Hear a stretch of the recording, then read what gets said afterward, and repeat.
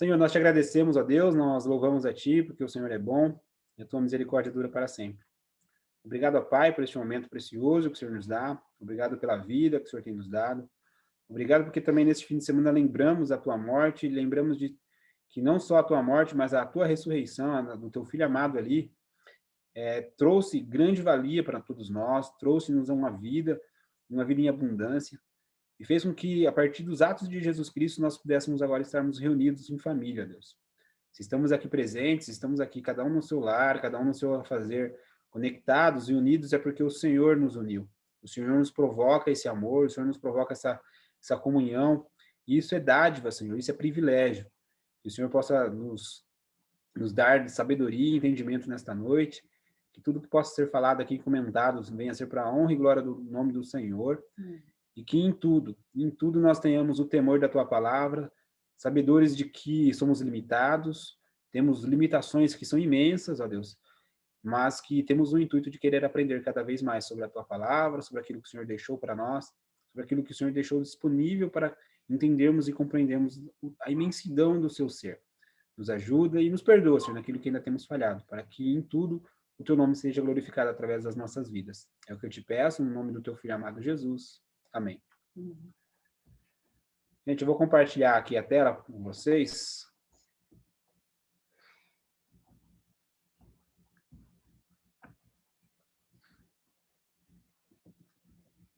Está aí, né? O livro que a gente vai estar trabalhando, continuar trabalhando, né? A Origem, 4 visões sobre criação, evolução e design inteligente, com o Ken Ham, o Hugo Ross, Deborah Harsman e o Stephen Myers, né?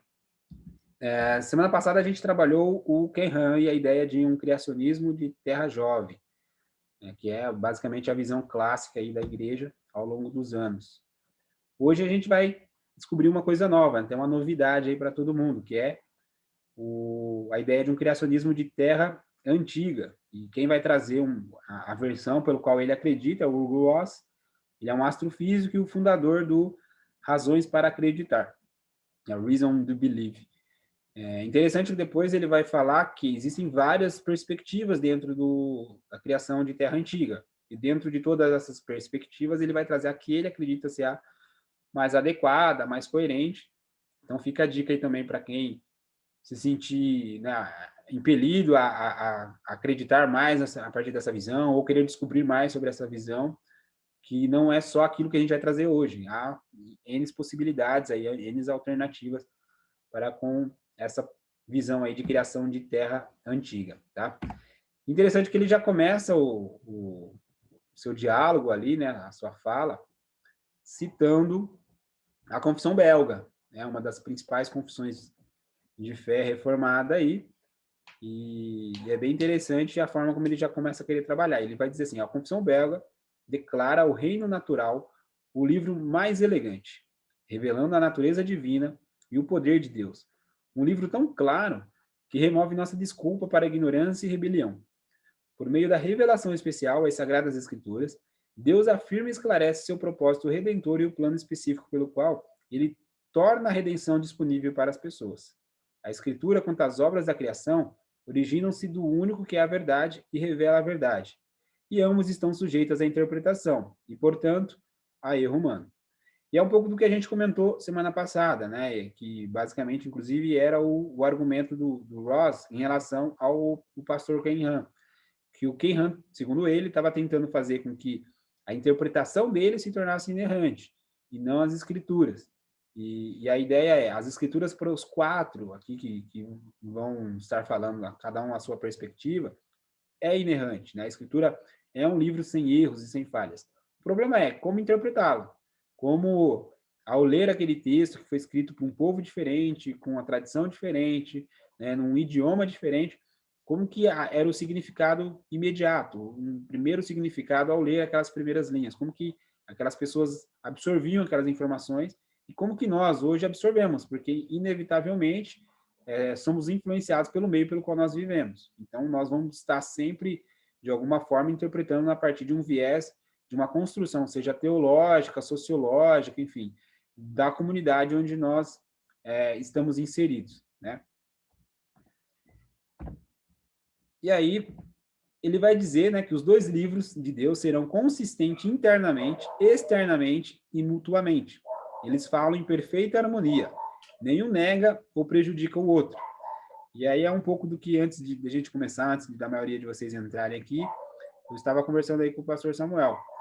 Porque quando a ciência, em alguns aspectos, começa a descobrir e desvendar alguns mistérios, ou trazer, elucidar algumas situações, né? Deixar mais claro algumas situações, e a gente percebe que, por exemplo, a questão da radiação de fundo, a questão de uma microevolução, uma macroevolução, ou até uma adaptação, enfim, questões que a ciência começa a conseguir comprovar, a gente, de alguma forma, ao olhar o texto bíblico e perceber que está tendo uma certa contradição, a gente vai ter que tentar enxergar no texto bíblico o que de repente está faltando, o que está acontecendo aqui que eu não estou vendo, que eu não estou enxergando, né? Que situação aqui que de repente a construção teológica foi manca, exatamente porque faltavam alguns elementos e agora a gente precisa melhorar essa ideia, né? Alguns salmos, inclusive, passou por esse processo e a gente debateu isso semana passada, né?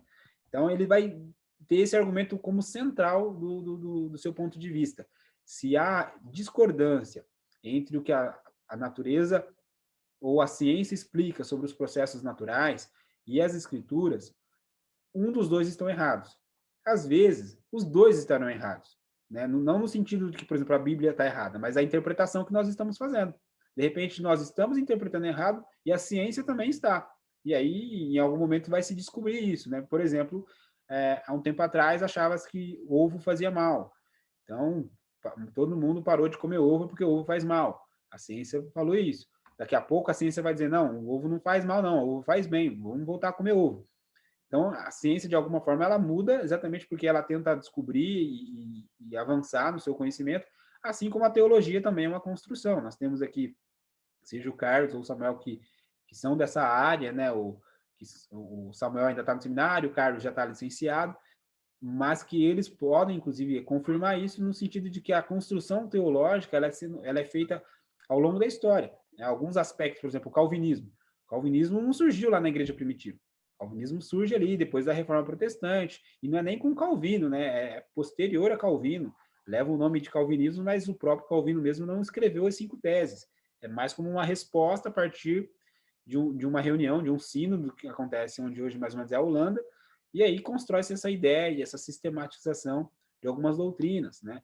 Então, a partir dos momentos que vão avançando, vão criando os nomes, vão criando conceitos, e às vezes alguns conceitos foram criados de forma equivocada, né? Nós temos aí inúmeros conceitos que são teologicamente duvidáveis, mas que estão presentes na sociedade ainda também. Então, temos que ter essa perspectiva de que não pode haver contradição, porque tanto a Bíblia quanto a natureza, de alguma forma, é a expressão de Deus para a sociedade, para a humanidade, para os cristãos, e Deus, na sua palavra, não mente, e na sua criação também não mente. Né? É também a verdade.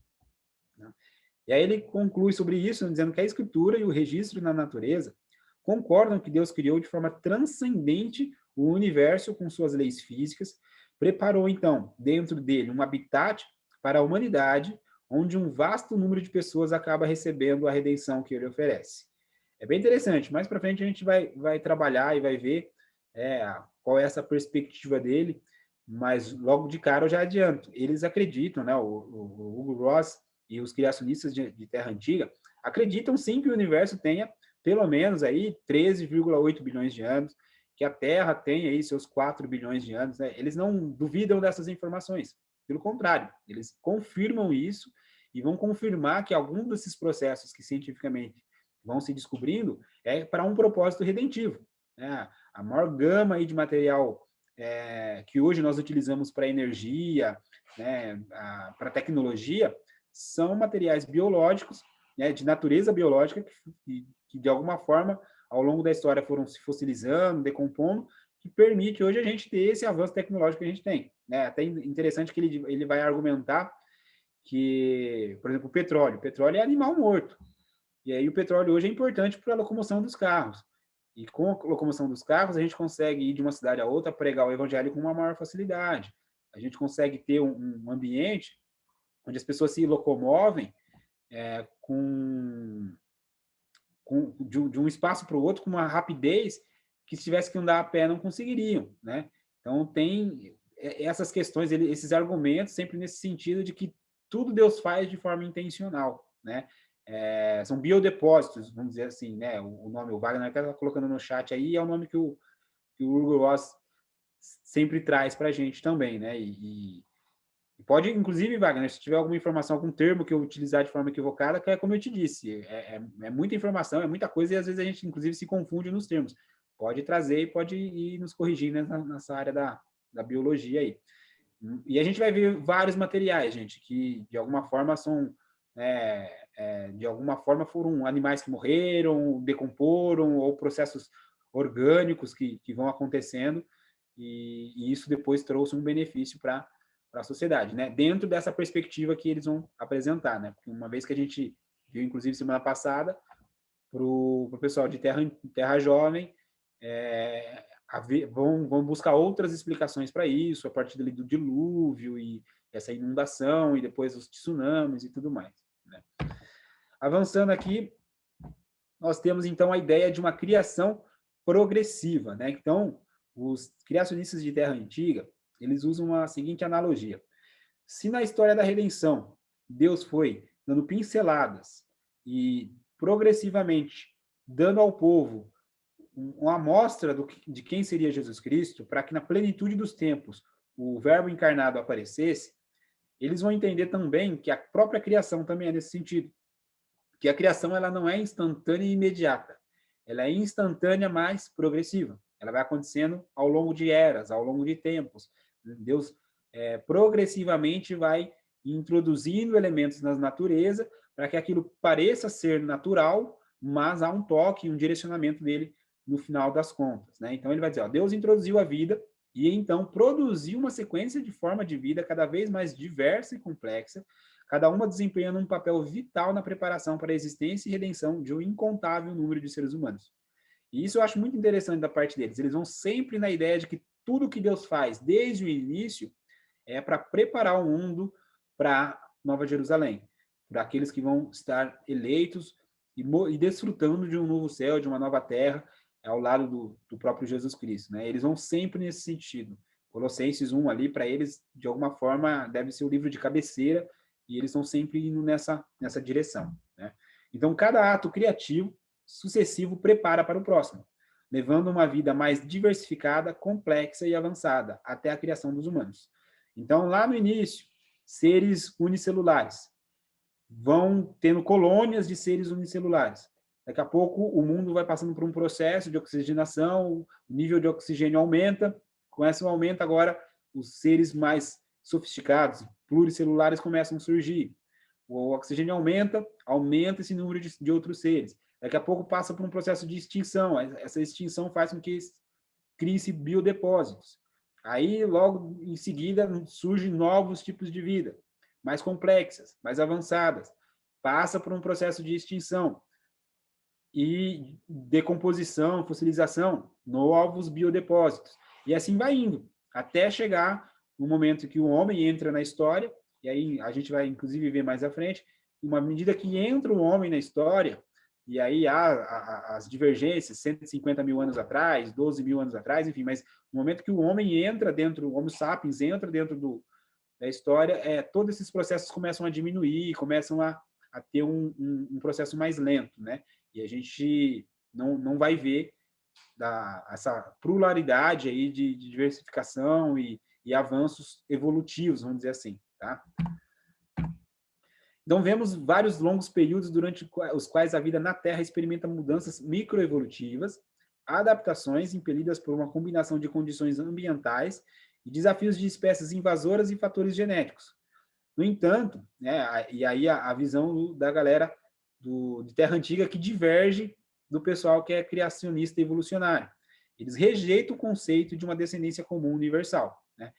Espécies vão se reproduzir de acordo com a sua própria espécie. Então, passando por cima, porque a gente depois vai estudar essa ideia de uma descendência comum universal, o que passando por cima isso significa? Era que o único ser ali, unicelular, foi se multiplicando, daqui a pouco ele avança, ele evolui e se torna um pluricelular, vai se multiplicando, multiplicando, daqui a pouco aquilo vai se diversificando, se torna depois um animal invertebrado, aí começa depois a ter as vértebras, enfim, mas tudo a partir de um único ancestral comum até chegar no homem como a gente conhece hoje, no Homo sapiens. Os Paulo, criacionistas de Terra Antiga rejeitam esse argumento. Paulo, Oi?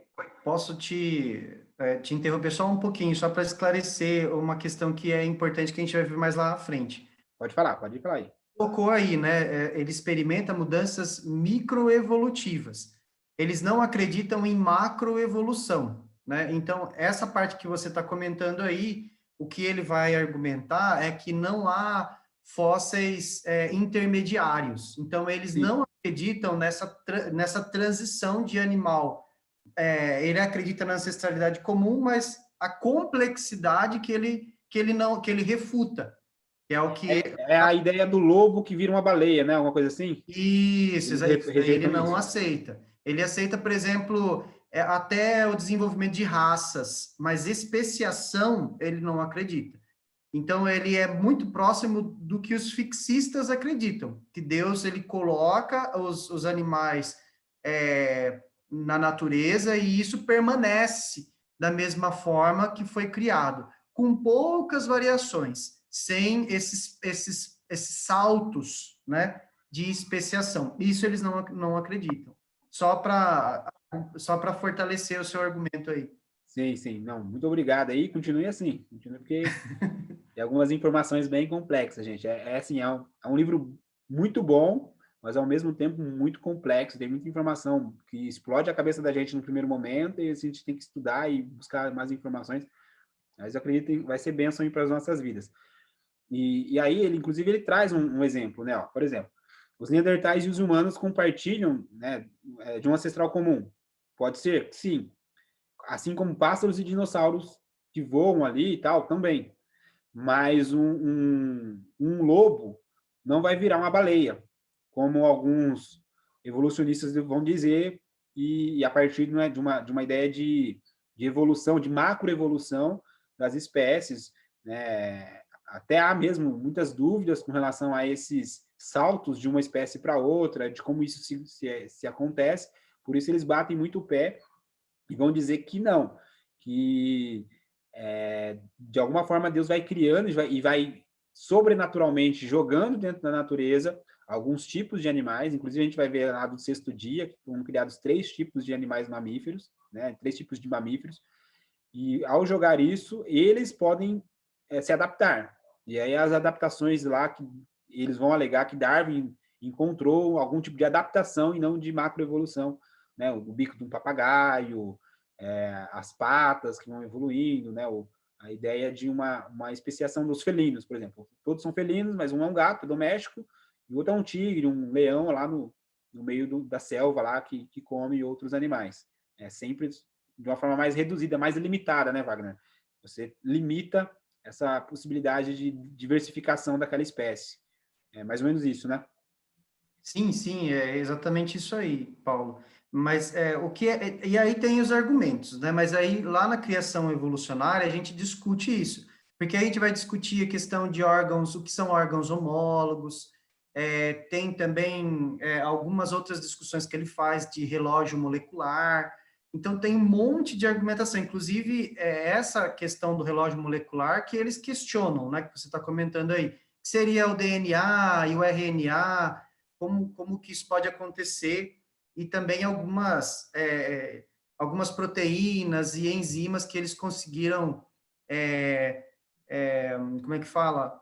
Isolar para poder explicar ou justificar esses saltos. Mas isso aí Inclusive, é mais lá na frente. inclusive é interessante que eles argumentam que isso tem que ser ao longo da história, esse tipo de adaptações e microevoluções, porque se não acontece isso, como explicar que um monte de animais que eram herbívoros, vamos dizer assim, do dia para a noite, por conta da queda, se tornaram carnívoros?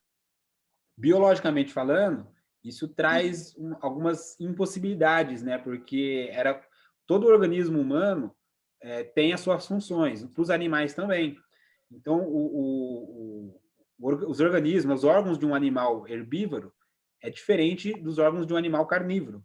E aí, se no dia da queda ali, de Adão caindo, e há agora então esse romper, e os animais, a partir dali, começam a se tornar carnívoros, há uma macroevolução acontecendo dentro do corpo de todos esses animais, que ele vai dizer que nem os darwinistas mais otimistas conseguiriam criar possibilidades de adaptações e macroevoluções tão rápidas como seria, então, a proposta de uma terra jovem, sendo os animais agora carnívoros só depois da queda, né?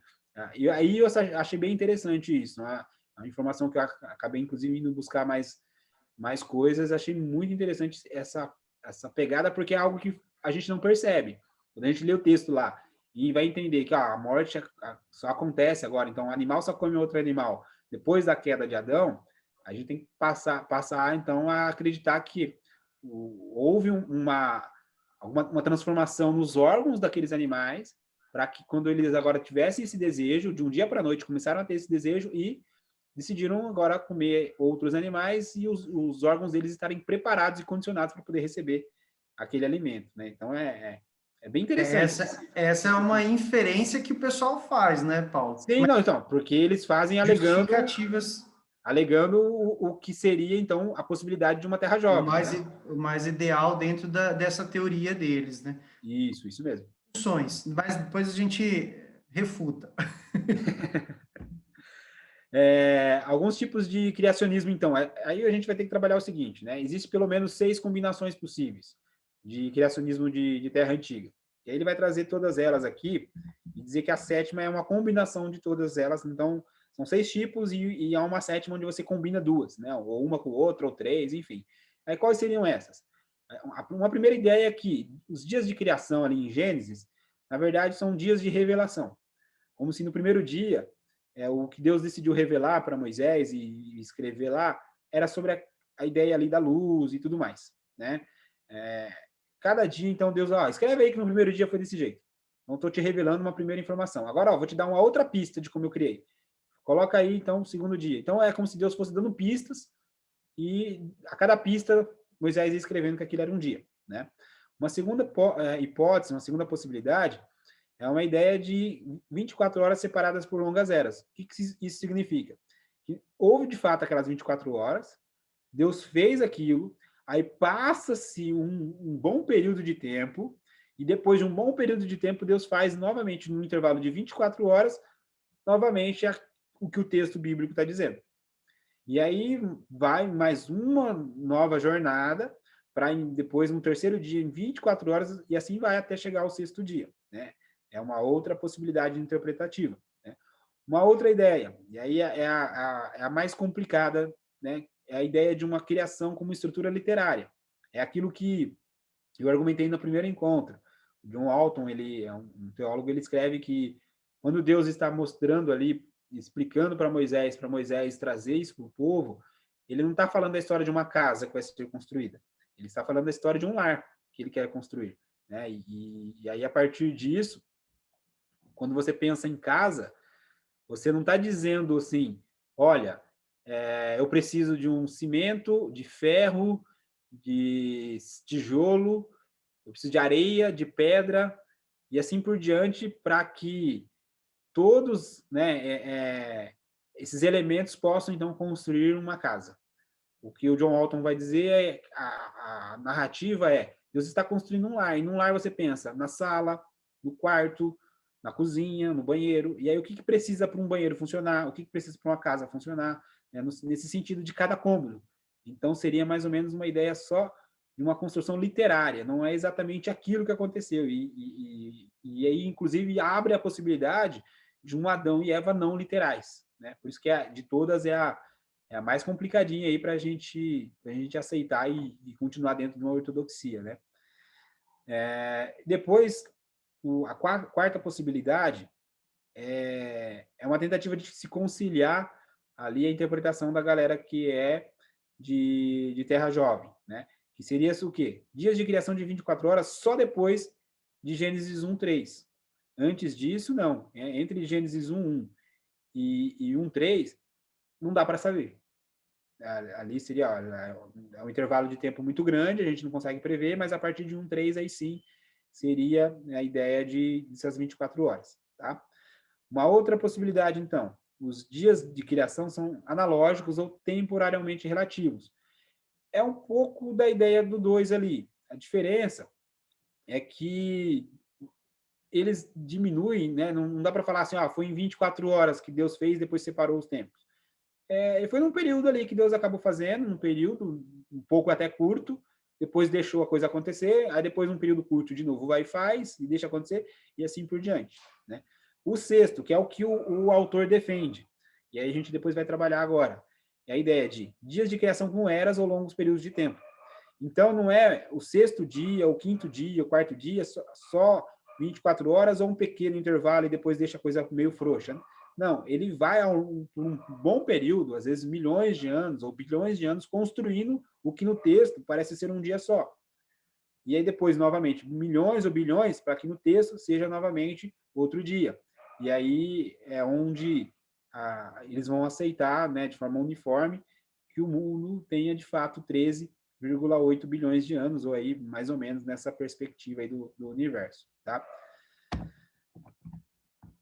Então, ele também vai definir... Paulo, Oi? só atrapalhando você de novo. Volta um aí para nós, fazendo favor.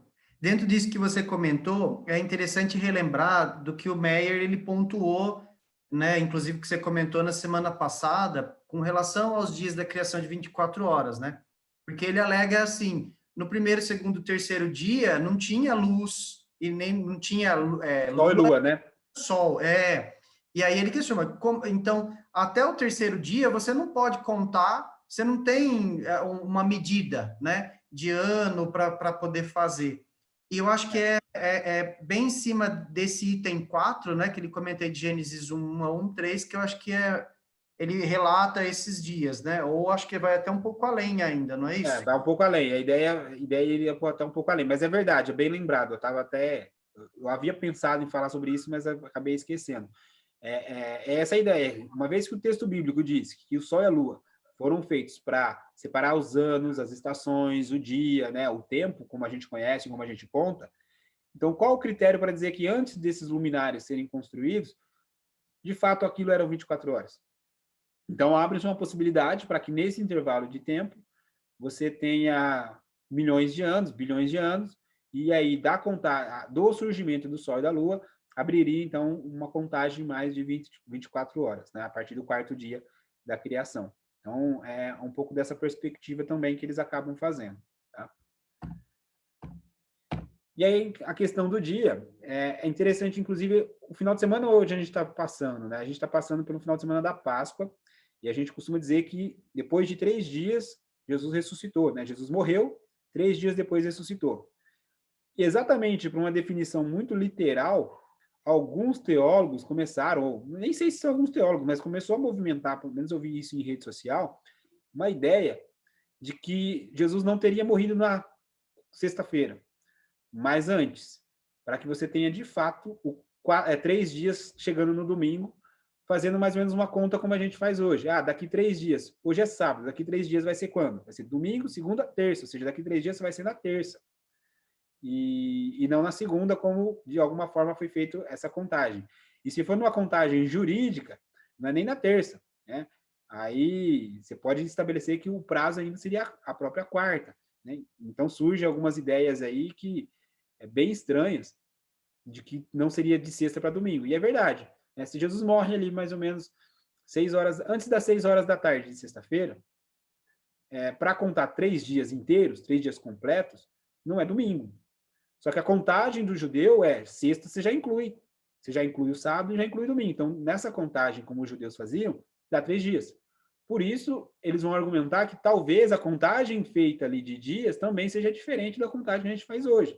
Então, o Yom não significa necessariamente um dia de 24 horas. E aí ele pode ser uma parte das horas do dia, ele pode ser todas as horas do dia, e aí eles vão fazer referência que é mais ou menos a ideia do dia 1, um ciclo de noite à noite ou de manhã a manhã, também, então, ainda não, talvez não complete as 24 horas, ou complete-se, e aí seja exatamente uma rotação, né, que, como a gente conhece hoje, ou um período muito grande, né, mais finito de tempo. A ideia, inclusive, dos 1000 anos, né, lá do Apocalipse, né, E o que é esses 1000 anos para quem é milenista? É muito tempo. Para quem é dispensacionalista, é 1000 anos de fato. Então, eles vão criar essa construção teológica na ideia de que Ion não significa necessariamente apenas um dia, mas pode significar um período grande, parte do dia, ou todas as horas do dia. Tá? Então, é como se, de alguma forma, Moisés estivesse usando uma linguagem figurada para transmitir a mensagem para o seu povo. E isso depois acaba reverberando na gente também. Né? A ideia de que Deus vai se acomodando ao tempo para usar uma linguagem que, naquele tempo, a acomodação do texto faça todo sentido para as pessoas que estão vendo. E aí nós, depois, a partir dos trabalhos de interpretação, de exegese, hermenêutica e tudo mais, conseguir extrair e entender o significado disso. Né? Qual é a raiz e o significado daquele texto, na sua origem, e para nós, nos dias de hoje, sem mudar a ideia central da mensagem, né? Sem distorcer completamente o texto, porque as palavras, principalmente nos idiomas modernos, elas ganham significados distintos à medida que vão evoluindo. Né? Uma ideia para vocês saberem, por exemplo, extraordinário. Para nós, extraordinário, hoje é considerado algo bom. O Carlos, como ele também é do direito, ele deve se lembrar, pelo menos lá na minha época de faculdade, os professores comentavam isso, que o bom era o ordinário. O extraordinário não era algo bom, porque estava fora do ordinário. Mas, por alguma coisa, as pessoas começaram a usar ordinário como algo ruim, né? Inclusive como um xingamento. Você fala assim, a pessoa é ordinária. É uma situação que, eu sou ordinário. Não, como assim? Eu não sou ordinário, não sou uma pessoa ruim. E se você falar assim, a pessoa é uma pessoa extraordinária, ela vai sempre achar que é uma pessoa boa. Então, porque a linguagem foi sendo adaptada da forma como as pessoas conseguem assimilar aquela informação e aquela palavra. Mas na sua origem, talvez a palavra tinha um outro significado, né? O Wagner comentou aí, com relação à hermenêutica que a Débora comenta, ela diz que a interpretação humana é sujeita a erro. Todos eles. O Ross também vai dizer que talvez em algumas mensagens eles possam estar errados e amanhã descobrir que estão errados e vão ter que refazer e reconstruir a sua linha de raciocínio, né, o seu pensamento com relação à origem da vida e à criação e tudo mais. Avançando aqui, aí a gente vai falar sobre essas questões de como que eles enxergam a intervenção de Deus na história. Né? Eles vão encontrar três tipos de intervenções de Deus na história. A primeira delas é a ideia de milagres, que eles vão chamar, né, de milagres transcendentes.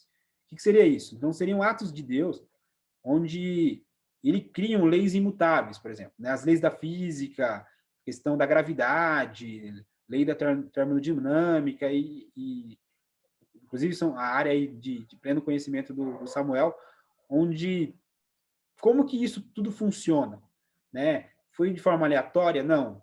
Deus, de alguma forma, cria tudo isso para que, a partir dessas leis, dessas questões imutáveis, a vida possa ser possível e todo o universo possa ser possível.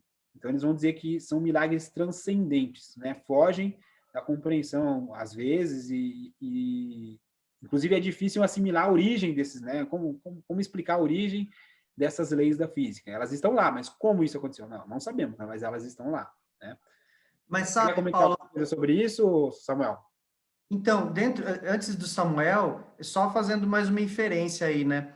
O que me vem sempre à mente dentro dessa transcendência, o que mais me chama atenção, sabe, Paulo, é aquela questão, a passagem é, que os apóstolos falam da transfiguração de Cristo, né?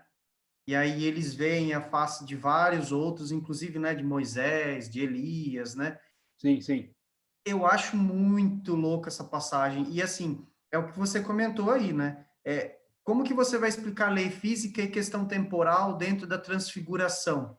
Né? Porque aí encerra, né? É um momento que Cristo está ali em contato com todas as outras épocas ali, né?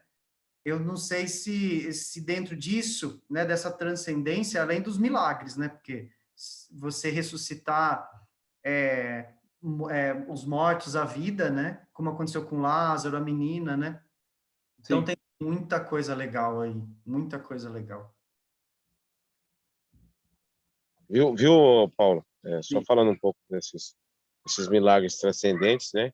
eu acho que encaixa um pouco naquilo que a gente falou, de que hoje, por exemplo, a teoria da expansão rápida, né? O Big Bang é até uma expressão que foi usada pelos detratores, né, dessa teoria, mas a ideia é uma expansão rápida. Ela não consegue detectar a origem, né? Não detecta a origem. E, inclusive, a ideia hoje é de que a origem é uma singularidade. Uma singularidade na ciência é um fato específico que não se repete, que não pode ser replicado e sequer pode ser explicado. Inclusive, a ideia da quantidade de energia, né? Toda energia existente no universo, ela surge ali naquele momento. E hoje já é provado, por exemplo, que matéria e energia, elas podem basicamente ser a mesma coisa, né? Então, para criar matéria, eu preciso de uma grande quantidade de energia e eu posso, através da matéria, o exemplo da bomba atômica é um exemplo de que alguém consegue tirar um pouquinho da energia da matéria, transformar a matéria em energia, né? E eu consigo uma quantidade enorme de energia. Mas eu acho que esse milagre transcendente se encaixa um pouco nessa ideia aí dessa energia inicial, né? Quer dizer, como que tudo isso aconteceu, né? Acho que é interessante pensar um pouco nisso aí. E a gente pode dizer que toda vez que estamos diante de uma singularidade e a ciência aceita essa singularidade, aceita por um salto de fé? Sim, sim. Na verdade, assim, às vezes a gente cristão, a gente tem um pouco de vergonha de mostrar, de colocar, por exemplo, falar de dualidades, né? Falar, por exemplo, Jesus é 100% homem, 100% Deus, mas a ciência é cheia disso, né? Você pega, por exemplo, o exemplo da luz. A luz hoje, a especificação da luz hoje, ela é de que ela é duas coisas distintas. Ela é onda e em alguns meios ela comporta como onda, ela difrata, ela tem refração, assim como uma onda qualquer tem, mas ela também é partícula. Se eu jogar uma luz em alguma coisa, ele vai exercer uma certa pressão. Então ela se comporta como partícula. É uma dualidade difícil, porque as duas coisas são distintas cientificamente, né? Outra coisa, por exemplo, é a forma como a teoria da relatividade geral ela explica o macro e como a teoria quântica, mecânica quântica, ela explica muito bem o micro. Só que as duas coisas não conseguem explicar uma a outra. Então, eu preciso de duas teorias distintas para poder explicar tudo isso. Então, existem dualidades na ciência, né? E eu acho que muitas vezes é passado para nós de que tudo está muito bem explicado. Eu estava escutando a palestra de um professor esses dias, falando de radiação de fundo, e ela disse que 95% da matéria do universo a gente não conhece. Nossa. Então, existem muitos segredos aí, e eu creio que muitos milagres, né? Eu acho que essa é uma grande realidade. É um Deus sustentador. Cada vez que eu me apego a isso, que eu vou olhar para o universo, para aquilo que a própria ciência fala, eu glorifico a Deus, porque é um Deus sustentador, de fato. É a matéria escura, né, Samuel? Matéria escura, né? Que o pessoal Sim, tem. a matéria escura. É um grande segredo, né? Essa ideia da matéria escura. Tá, e aí nós temos depois uma segunda intervenção da parte de Deus nos registros, que é os milagres transformacionais, né? É a ideia de reconstruir ou remodelar algum aspecto que já está criado, que já está em vigência, já está em vigor, né? Aí ele traz o exemplo dos oceanos, quando há a Pangeia, e aí depois há as divisões das rochas tectônicas ali, e vão se dividindo e surgem os continentes, com isso também surgem oceanos, né? Ou as próprias extinções em massa, de alguma forma, para depois serem introduzidos novos animais. Novas extinções, novos animais são introduzidos. Então, é como se Deus estivesse remodelando, né? Reconstruindo algo que já está pronto e usando, basicamente, elementos naturais, né? Em alguns momentos é um processo totalmente natural, mas aí eles vão argumentar que é ordenado e dirigido por Deus, usando a natureza em si mesmo, os processos bem naturais, mas em alguns outros momentos já não, né? Em alguns outros momentos por uma intervenção específica que muda completamente uma ideia ali para ter um novo modelo ou uma nova situação presente na natureza. né? Esse é um milagre intermediário, vamos dizer assim, né? Não chega a ser algo que está ali nas questões transcendentes, né? Criações das leis imutáveis e tudo mais, mas também que são situações muito específicas e muito propositais da parte de Deus, que eles vão argumentar que é diferente da ideia de uma evolução sem direção, né? De uma evolução aleatória. É muito nesse sentido aí que eles vão trabalhar. E, por fim, os milagres sustentadores, que é o que para nós, cristãos, é mais fácil, né? A gente, quando olha o texto bíblico, o Antigo Testamento, e vê Deus conduzindo o seu povo, preparando todo o povo para o dia da plenitude dos tempos, onde vem Jesus Cristo. Depois disso, Jesus cuidando da sua igreja, permitindo que a igreja avance, sempre triunfe, com todas as adversidades possíveis, mas ainda assim, avançando, e a mensagem sendo anunciada e pregada, e no nosso dia a dia, né? Todos nós temos situações por qual nós passamos, em algum momento nós vimos a mão de Deus agindo nas nossas vidas, na vida de pessoas próximas a nós, e aí eles vão dizer que isso são milagres sustentadores, e a ideia aí, eu vou até ler aqui para vocês, de Colossenses 1,17, né, que ele vai trazer para dizer que Deus está sempre agindo em favor dos seus, né? Que ele é antes de todas as coisas e nele tudo subsiste. Então, tudo que acontece na vida da gente, de alguma forma, é Jesus Cristo atuando e direcionando, né? E aí a gente vai poder, inclusive, o coronavírus, né? Todo esse processo de pandemia também é ali uma ação contínua da parte de Deus na história, tá? É esses 3 tipos que, basicamente, eles vão colocar na história, e eles vão argumentar que é um dos pilares que vão divergir um pouco da ideia de uma criação evolucionária aleatória, porque eles vão sempre entender que há um direcionamento da parte de Deus, sempre com um propósito final, que é a redenção dos seus. Tá? E aí a ideia dessas leis físicas constantes, né? Que as leis inconstantes físicas permanecem invariantes no espaço e no tempo, com mais de 15 casas decimais de precisão, né? E aí ele vai trazer aqui, ó, antes da queda, e para mim é uma coisa que eu confesso, eu não pensava muito, né? Era uma coisa que eu tive uma dificuldade enorme de trabalhar essas questões aí, ó. Antes da queda, a segunda lei da termodinâmica já estava plenamente em vigor, que é a ideia da entropia, né? Que as coisas vão se deteriorando. Então, Gênesis 1 e 2 retratam a luz das estrelas, o metabolismo e o trabalho humano, todos antes do pecado humano, e todos exigindo a entropia, a queima do sol, o metabolismo dos alimentos, a realização do trabalho. Tudo isso exigiu que as leis físicas já estivessem em contínua operação.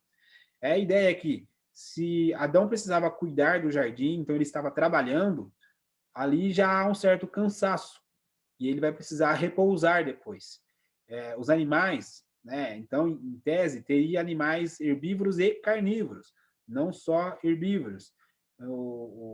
As árvores também sofriam alguns processos, né? A queima do sol, de alguma forma, também vai criar ali a fotossíntese e tudo mais. Então, todos esses processos, eles não são pós-queda, eles seriam antes da queda. E isso vai garantir com que a principal delas, né, a ideia de uma entropia, também acontecesse mesmo que não houvesse uma queda, mesmo que não houvesse o pecado entrando na natureza. E confesso assim, que isso é um assunto extremamente delicado, até depois eu quero sentar com o Carlos Eduardo aí para a gente trabalhar teologicamente melhor essa questão, né? Como há ou não há essa possibilidade de uma morte, não dos humanos, mas uma morte dos animais, né, das árvores, enfim. Como que isso pode ser trabalhado aí dentro da teologia antes da queda de Adão, né? Porque Paulo, só para polemizar mais um pouquinho aí nessa sua busca, por exemplo, né?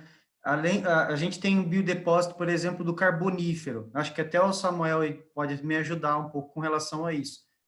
Mas são biodepósitos de árvores que não sofreram decomposição, por exemplo. E é assim, da onde a gente tira o carvão vegetal, que a gente fala, né? Esse carvão vegetal. Carvão mineral, né? Que inclusive, foram dessas fontes que eles usaram muito na época da Revolução Industrial. Esse carvão mineral são fósseis de árvores que não sofreram decomposição, e foi num período específico de formação de biodepósito. E E elas aí, estão em locais específicos também, né? isso, mas e aí, como é que fica, né? Existia decomposição? Não existia decomposição?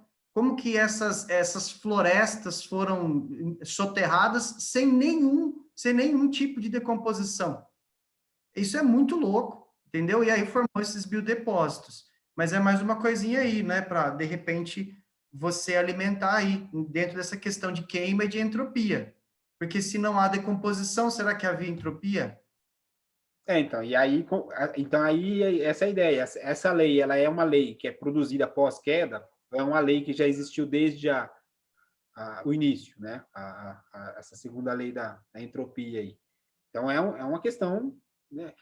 Na física, eles trabalham essa ideia aí, Samuel. Você tem alguma informação que possa passar para a gente? Se tem energia, tem entropia, né? Não tem, é inevitável, né? Inclusive, a ideia de um universo que tem fim, ela surge antes da teoria do Big Bang. Porque qual a ideia de entropia, na verdade? Você tem a energia e a energia ela se dissipa de alguma forma. Então você tem um corpo quente, por exemplo, meu corpo agora, ele está liberando o calor. E para eu manter o meu calor, eu vou ter que me alimentar. Então eu estou tirando energia dos alimentos e estou repondo minhas energias e eu estou liberando energia para o universo. E essa é a energia que eu estou perdendo, eu não estou recuperando. Então vai chegar um momento que vai haver um equilíbrio de temperatura, de maneira geral, e essa energia todinha se perdeu. Então a ideia de fim do universo, ela surge já com a segunda lei da termodinâmica, né? Que é a ideia da entropia. Mas, assim, eu não vejo possibilidade, olhando dessa forma, de que não havia entropia. Eu entendo, por exemplo, que não havia decomposição, e assim, podia haver outras características, mas ali ficou uma energia, né? A energia, Então, há uma energia de ligação no carvão, há uma energia na ligação química ali do carvão que ela permaneceu ali. Eu acho que apenas ela não se perdeu. Agora, eu acho que essa questão de decomposição ou não, eu acho que é mais biológica do que física, né? Sim. Não sei. Então, Samuel, e tem mais uma outra coisa que eu estou pensando aqui, né? Que você está comentando essa questão do calor, né? Que envolve todas essas reações. Mas nos Sim, organismos, por exemplo, autótrofos, que são esses, né, árvore ou algas, né? Verdes, que também fazem essa conversão. Ele pega a energia do sol e transforma isso numa energia para o crescimento dele, né? Para sim, dar. sim. Só que essa energia, ela libera muito pouco calor, né? É mais no processo de respiração celular, e aí você tem esse mecanismo também durante a noite que ocorre nas plantas, mas nos animais é a respiração, né? Você só tem isso. Agora, a fotossíntese já é um outro mecanismo, né? Eu não sei a quantidade de energia que vai nesse mecanismo, né? A impressão que eu tenho é que ela conduz Entendi. mais energia para o crescimento e isso não dispensa, por exemplo, muito calor, né? Obviamente que você tem reação química ali, você tem aquecimento para poder decompor, produzir, né? Você tem um calor ali, né? É um Nesse ponto, assunto interessante, gente. eu diria que os vegetais eles desperdiçam muito menos energia, né? Eu diria isso. Acho que a gente, o ser humano e os animais que precisam, por exemplo, de calor, eles desperdiçam um pouco mais de energia para manter o corpo aquecido, né? É uma realidade. Tá. E aí vai ficar um desafio para a gente aí tentar construir algo do ponto de vista teológico, se isso é possível ou não, né? E ainda assim continuar dentro de uma ortodoxia. Eu confesso que para mim é um assunto que eu ainda tenho muitas dúvidas, né? Inclusive quando eu preenchi lá, eu não acabei preenchendo, mas quando eu fiz o relatório que eu pedi para o pessoal responder, e falei que ia ficar mais confuso. Tudo foi uma brincadeira que eu fiz exatamente por algumas questões dessa Terra Antiga. Tem umas questões lá depois na frente também da evolução que a gente para e fala, puxa vida, né? É um outro olhar. Mas quais os impactos teológicos que agora isso vão causar, né? Eu consigo ainda acreditar nisso e conseguir conciliar isso com as outras crenças dentro de uma sistemática que eu já tenho pré-estabelecida dentro de mim, eu vou ter que reconstruir outros conceitos, enfim. Essa, particularmente, é uma dessas questões que tem me causado aí uma necessidade de avançar mais os estudos com relação a essa área, gente. Eu confesso a vocês. Depois vamos ver se a gente trabalha especificamente isso com a mocidade aí, tá? E aí, avançando, a ideia de uma integração construtiva. Isso aqui também é bem interessante, eu achei bem legal. É uma ideia de que o que a gente trouxe lá atrás, né? Que tanto a natureza quanto a Bíblia, elas se comunicam e elas não se excluem e elas são harmônicas. Você não pode, de alguma forma, dizer que, olha, o registro da Bíblia diz X, mas a natureza diz Y, e isso não tem como casar, não.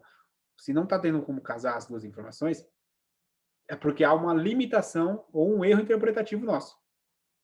Porque esses dois livros são, seja o livro da natureza ou o livro da revelação, são de origem divina e não contêm erros. E aí, dentro disso, vão surgir alguns tipos de concordismo, que eles vão dizer, né? E aí o pessoal aí de Terra Antiga, eles se colocam como concordistas moderados. O que isso significa? Que apesar de não haver contradições entre a natureza e as escrituras, entre os registros da natureza e as escrituras, há alguns assuntos que a Bíblia preferiu, né, ou Deus preferiu não colocar na Bíblia. Então, a Bíblia não é um livro de descobertas científicas, não é um livro científico onde tem que estar lá. E aí ele usa o exemplo com uma história dos dinossauros. A gente, segundo ele, não tem que ficar buscando e tentar encontrar um texto bíblico que comprove que realmente existiu ou não um dinossauro. Se os fósseis estão aí e indicam, a gente aceita, porque os fósseis estão indicando e apontando isso, mas não há uma necessidade de buscar um versículo onde mostra que realmente aquele tipo de animal existiu. Porque ela não é completa, né? Essa necessidade de concordância, ela não é completa, ela é moderada. E, ao mesmo tempo, ele vai dizer que a Bíblia antecipa algumas dessas descobertas, né? Algumas situações onde hoje se sabe, e você vai olhar as escrituras, já estava lá. Às vezes já interpretada de forma correta, às vezes interpretada de forma incorreta, mas já estava lá. Mas não quer dizer que toda ciência, em algum momento, temos que pegar aquela descoberta e ir para as escrituras para ver onde é que nas escrituras está dizendo que aquela nova descoberta foi revelada a partir do texto sagrado, tá? Então, achei bem interessante essa ideia de não precisar usar a Bíblia como um livro de ciência como a gente conhece hoje, tá? Achei bem interessante. Ô, Paulo, Diga. isso cabe para caso seja descoberto vida em Marte?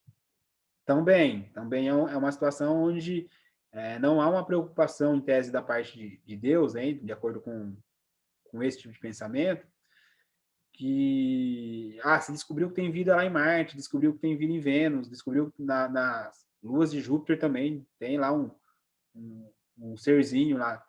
Não tem problema, porque aí a ideia é que as escrituras ela traz algumas informações para não nos deixar no escuro, mas o principal motivo é a história da redenção.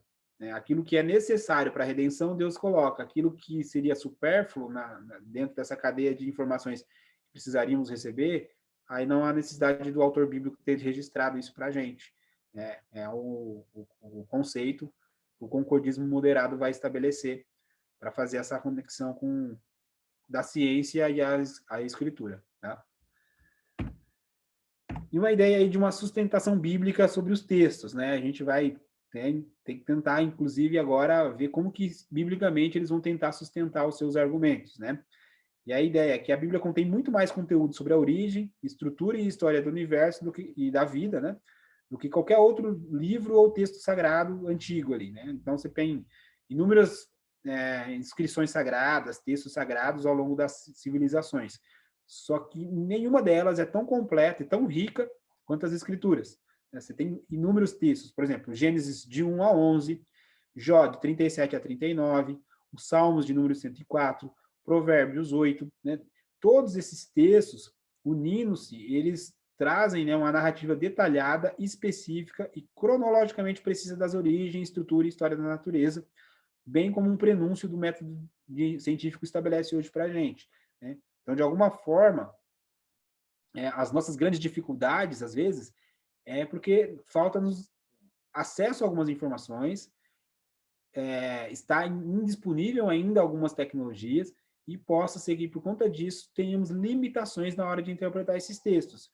Mas os criacionistas de Terra Antiga entendem que a junção dessas passagens com algumas outras específicas dá uma boa e uma estrutura possível de estabelecer essa conexão aí entre a fé e a ciência, tá? Eu lembro que há muito tempo atrás, quando eu e o Carlos a gente se conheceu lá, muito tempo não também, né? Foi outro dia, 2015. A gente brincava muito, que a gente só fazia construção teológica a partir de Gênesis 12, né? Que é de Gênesis 1 a 11 a gente não fazia construção teológica. Era muito por conta disso, porque a gente tem muita dificuldade de realmente interpretar esses textos, porque tem muita informação, tem muita coisa na ciência, tem muita coisa escondida no texto ali, não que é uma pegadinha, mas que está ali e às vezes a gente não consegue enxergar, às vezes não consegue observar, né, o significado do texto original, né? Uma ideia, por exemplo, no princípio ali no sexto dia, está dizendo que foi criado o homem à imagem e semelhança de Deus e já vai dizer, vai ser fecundo. Ali está sendo o homem ou homem e mulher, né? Há toda uma discussão teológica se Adão ali, a primeira passagem ali dizendo Adão, é só o homem masculino ou se já é o casal. E aí depois só lá no livro seguinte, Gênesis 2, que a gente vai ter a história da criação da mulher, né? E aí parece que foi depois de um bom tempo, ou não foi no mesmo dia, enfim. É bem complicado fazer essa construção teológica, ainda mais para a gente que é leigo, né? Que não tem acesso, a gente não domina o hebraico, a gente não tem um domínio de textos antigos, então precisamos de muito apoio, né, de muito material teológico para poder construir uma teologia saudável a partir desses textos. Inclusive, aí eu vou trazer, né, alguns eventos do sexto dia, que são bem complexos, segundo ele, né? A ideia é que 3 tipos de mamíferos foram criados, né? Eu vou até ler aqui o texto, que é bem interessante isso, porque você lê ali o texto e fala, puxa vida, é verdade, né? E ao fazer tudo isso, foram quantos tipos de animais, né? 2, 3, 15, 50, enfim, tudo dentro desse período, né? Começa aqui, ó. Disse Deus, né? Então, produza a terra seres viventes conforme a sua espécie, animais domésticos, répteis e animais selváticos segundo as suas espécies. Então, você tem animais domésticos, você tem répteis, você tem animais selváticos, e assim Deus fez, né? E aí os animais selváticos segundo as suas espécies, os animais domésticos segundo as suas espécies, e todos os répteis segundo as suas espécies, conforme a sua espécie, e Deus viu que isso era bom. Então, você vai criar 3 tipos de animais, 3 tipos de mamíferos e tal. Depois, nesse mesmo dia, façamos o homem à nossa imagem conforme a nossa semelhança. Tenha ele domínio sobre os peixes do mar, sobre as aves do céu, sobre os animais domésticos, sobre toda a terra e sobre todos os répteis que rastejam pela terra. E Deus criou, pois, o homem à sua imagem, a imagem de Deus o criou, homem e mulher o criou. No sexto dia, já foi criado um homem e mulher, Adão e Eva. Só que depois, quando a gente lê lá o texto de Gênesis 2, aí, assim, dá a entender que Adão, né, viu ali todos os animais tinham parte, era um monte de casalzinho e tal, e daqui a pouco ele se percebe sozinho. 24 horas no tempo de hoje, seria possível nesse intervalo de tempo? E aí a gente tem que pensar, ele dormiu, não dormiu, ele trabalhava 8 horas por dia, 10, 12, enfim. Aí são inferências que a gente acaba fazendo, né, para tentar descobrir o que o texto está dizendo, que faz com que a gente fique se perguntando, será que não é muita coisa acontecendo num dia de 24 horas? Até porque depois Deus manda ele dar nome para os animais. E aí, como inferir sobre esse texto? Ele nomeou todos os animais, alguns, né, ou uma pequena parte, né? Então, assim, segundo o pessoal da Terra Antiga, para eles é difícil conceber que todos esses eventos aconteceram num dia de 24 horas, que é criar vários tipos de animais, nomear todos os animais e criar Eva, porque percebeu-se que Adão estava sozinho. Eles acham que cronologicamente é muito difícil, precisaria de um tempo maior, né? É o argumento que eles utilizam com relação a isso daí. E aí vai para o 7º dia. Ele não tem ali, né, segundo os criacionistas de Terra Antiga, não tem ali uma sugestão no texto de que o sétimo dia teve um início, meio e fim, como todos os outros tiveram. Segundo eles, dá a impressão de que o sétimo dia seria um dia onde Deus iniciou, mas não findou-se. Né? Esse dia ainda não teria acabado. Seria, então, o descanso do Senhor. E esse descanso do Senhor seria, às vezes, um longo período de tempo. Né? E ele vai trazer algumas informações com relação a isso. Né? Por quê? Porque o sétimo dia, como o dia do descanso, lá em Salmo 95, João 5 ou Hebreus 4, pode sugerir uma interpretação de que seja um longo período de tempo. E não necessariamente um dia de 24 horas. Ele vai trazer também... eu acabei não colocando aqui, mas ele vai trazer também, acho que mais para frente que eu coloquei, a ideia, por exemplo, do Êxodo ali, do Êxodo 20, quando traz os 10 mandamentos, que se 6 dias Deus trabalhou e um descansou, por isso os homens agora têm que descansar no sétimo dia, e isso comprova que a criação foi em 6 dias realmente literais. Por outro lado, quando Deus fala do descanso da terra, o descanso da terra, a cada 7 anos, descansa um ano completo.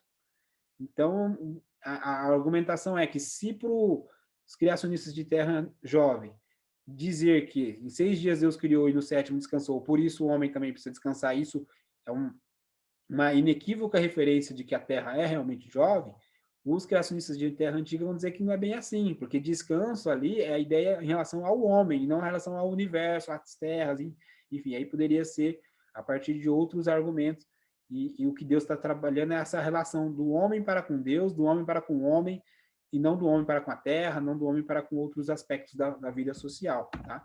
E aí eles vão trazer alguns aspectos, né, na questão das referências, né, sobre tempo.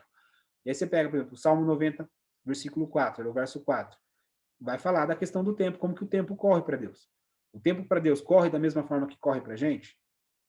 A princípio, não. Né? A gente vê no texto sagrado que não é bem assim que acontece. Né? Essa eternidade de Deus comparada. Aí você tem outros textos também. Salmos 90, dos versos 2 a 6, Provérbios 8, dos versos 22 a 31, Eclesiastes 1, de 3 a 11. A gente também vai ver essa ideia de que o tempo, na ótica de Deus, ele é diferente da ótica humana. Né? A ideia, inclusive, do Kairos e do Cronos. Né? O Kairos como eternidade, o Cronos como o tempo onde a gente define passado, presente e futuro, né? E que para Deus tudo é um eterno agora. Não existe essa ideia de passado, presente e futuro. Inclusive traz aí essa questão da transfiguração que o Wagner trouxe lá atrás, né? De como que homens de épocas diferentes aparecem dentro de um único contexto, numa única imagem, enfim. É de fato um texto bem emblemático, mas essa ideia de que para Deus o tempo ele corre diferente. E o próprio tempo, como a gente conhece, é uma criação divina, né, gente? Então, esse Cronos, como a gente conhece, talvez não precise necessariamente interpretarmos aí o texto de Gênesis como dias de 24 horas literais, porque pode ser, segundo essa teoria, uma acomodação de Deus na história, na hora de explicar como ele criou todas as coisas, tá? Mas até a relatividade do tempo, né, Paulo? Porque o tempo é relativo. Deus colocou ali os luzeiros para que a gente pudesse ter uma ideia de tempo. Né? Mas assim, Deus é alfa e ômega. Ele é começo e fim. Assim, uma interpretação minha, né? Não sei o que o Samuel acha, o que o Carlos também acha, mas não existe tempo para Deus. Se ele é começo e fim, para ele é independente se começou, se terminou. Não existe uma linha ali, né? Mas é uma interpretação que eu faço. A ideia do Kairos, que é acima do tempo. A gente está no Cronos, então a gente tem essa limitação de entendimento, né? Então a história para a gente acontece numa construção de passado, presente e futuro, que inclusive é interessante que o presente é o que menos acontece, né? É o que mais acontece e o que menos acontece. Porque essa nossa reunião, ela já iniciou, em algum momento ela já é passado. E à medida que vamos avançando, ela vai já se tornando passada. É bem louco isso daí. Pensar nisso daí também é bem interessante. Ô, Paulo, Carlos, quer comentar alguma coisa, ou Samuel? Essa questão do tempo para Deus, assim, a gente poderia chamar de Kairos, mas Kairos para os gregos eram estações. Por exemplo, nós estamos no inverno. Nem sei se nós estamos no inverno, estou dando um exemplo. Está no outono. Eu nem sei qual tempo que nós estamos. Tipo assim, nós estamos no Kairos da presidência do Jair Bolsonaro, por exemplo. Sim, sim. Enquanto que o Cronos já é a medição do tempo, vamos dizer assim, Relógio, né? sim, é basicamente o relógio. Tá, então a gente brinca até de ordem cronológica, porque o que veio antes tal, depois. O Kairos, ele já é como se fosse uma estação. A palavra Kairos pode ser, inclusive, traduzida por estação. Agora, em relação ao que o Wagner falou do tempo para Deus, depois da teoria, já existia isso antes, mas depois da teoria da relatividade, principalmente, muitos filósofos cristãos começaram a falar que Deus não está submetido ao tempo. Então Deus está na eternidade e na eternidade não existe passado, presente e futuro. Isso é unânime? Não é. Os dois maiores filósofos cristãos da atualidade são Alvin Plantinga, que deu aula na Universidade de Notre Dame e no Calvin College, está velhinho, aposentado, e o Richard Swinburne, que deu aula em Oxford. Esses são os dois maiores nomes da filosofia cristã atualmente. Alvin Plantinga acredita que Deus não está submetido ao tempo em passado, presente e futuro. O tempo de Deus, a eternidade, é completamente diferente de qualquer coisa que nós possamos imaginar. O Richard Swinburne já acredita que existe uma sequência no tempo de Deus. Talvez seja diferente da nossa, mas existe passado, presente e futuro. Inclusive, no livro Deus Existe, ele comenta isso. Ele propõe uma outra visão. No final das contas, ele se torna um cara adepto do teísmo aberto. Aí já... Aí perdeu a graça. É meio lamentável, mas é verdade. Aí tem Então, que ler com assim, cuidado, né? a realidade sobre isso é que assim, a gente não sabe como as coisas funcionam para Deus. Porque, por exemplo, se não existir passado, presente e futuro no céu, todos nós já estamos no céu. Então, aí tem uma outra questão que eu ia perguntar, que me fugiu aqui, gente. Que a gente está ainda no período de descanso de Deus, né, Paulo? Que inclusive ele fala aqui, né? Eu vou chegar nessa parte aí. E aí fica mais louco ainda essa questão, como o Carlos está comentando, né? Mas o autor da carta aos Hebreus coloca que nós ainda não chegamos ao descanso. E Então. aí? Aí tá mais louco aí. Uma aparente contradição aqui, né? Só para essa questão da teoria da relatividade, né? Só para o pessoal. Depois a gente vai falar um pouco mais sobre isso mais adiante. Mas a ideia da teoria da relatividade é de que o tempo e o tempo e o espaço, né? Ele é visto, ele é medido diferentemente dependendo da velocidade da qual a pessoa está. Então, a ideia é um pouco de que a gente está num ambiente de velocidade muito pequenas, né? A gente não consegue verificar isso. Então, um evento ele é simultâneo tanto para mim quanto para você. Mas quando você chega em velocidades próximas à velocidade da luz, e a ideia lá de 300 mil quilômetros por segundo, os eventos não serão simultâneos para as pessoas. O tempo vai passar diferentemente, né? É um pouco dessa ideia aí da teoria da relatividade geral, e é um termo, assim, é muito complexo. E essa é a relatividade restrita ainda, né? Quando você chega na teoria da relatividade geral, que o Einstein coloca lá todas as equações de 1915, e é algo muito mais complexo. Na física, isso é tratado apenas na pós-graduação. Não é tratado nem na graduação da física, relatividade geral, para vocês entenderem o nível de complexidade que é. Mas é um pouco da ideia de que, dependendo da velocidade, os eventos eles não são simultâneos para as pessoas. Pode passar diferentemente. E até o espaço, ele é contraído, né? Então, a ideia de dilatação do tempo e contração do espaço. É um pouco dessa ideia aí da teoria da relatividade. Depois a gente falar um pouco mais sobre isso. Ô Samuel, só uma curiosidade aí, não sei se o pessoal tem essa curiosidade, não tem a ver com o tema aqui, mas com essa questão do tempo e tal. Aquilo que a gente vê no seriado Flash, ele correndo e conseguindo viajar passado, presente e futuro, ou parar mais ou menos o tempo ali, para ele a coisa ser extremamente lenta, enquanto para todo mundo é mais rápido. Então, do ponto de vista da física, isso seria possível. Hoje ainda não é possível. Hoje ainda não é possível. Uma pessoa especificamente Não, eu tô falando manusear. assim, eu tô falando que fazer aquilo na realidade. Eu tô falando que o que a ficção mostra, fisicamente é possível. Se fizeram Sim, uma sim, ponte, sim. É como um cálculo, assim. Aquilo, teoricamente falando, hipoteticamente falando, seria mas não é Sim, possível. sim, sim. Provavelmente um corpo não resistiria àquela velocidade, né? Sim, sim, exatamente. Então, Paulo, só essa Então, curiosidade, pessoal, mas essa ó, curiosidade aí completa. há uma questão, né? Por exemplo, se a gente pega a velocidade do planeta Terra, Samuel, qual que é aí? A gente está viajando numa nave enorme, Sim, mas né? assim, ainda a velocidade, até o Carlos perguntou isso, e eu dei uma olhada essa semana, na verdade, as velocidades dos nossos corpos, a velocidade do planeta Terra ainda é muito baixa e a gente não consegue sentir o efeito ainda. O que eu vou mostrar, mas Ó, quando eu quer for dizer, o apresentar isso, problema é se a Terra para assim, a gente é arremessado para fora, né? não, mas assim, o Carlos perguntou na semana passada, é, po- pode ocorrer de que os eventos não sejam simultâneos. É um fato isso. Mas a mesma velocidade, por exemplo, a velocidade que a gente se aproxima de Andrômeda é de mais ou menos 300 mil quilômetros por hora, mais ou menos. Mas isso é muito baixo ainda para a velocidade da luz. Então, os efeitos ainda são muito poucos dessa relatividade restrita, da diferença e da diferença de simultaneidade de eventos, né? pastor, Sim, então, no caso, assim, todos nós estamos percebendo o tempo de forma diferente, só que isso, o fato de nós ainda estarmos numa velocidade que não é tão alta como a da luz ou das ondas de sim, rádio, etc., faz com que nós não consigamos perceber essa diferença de tempo. Seria isso.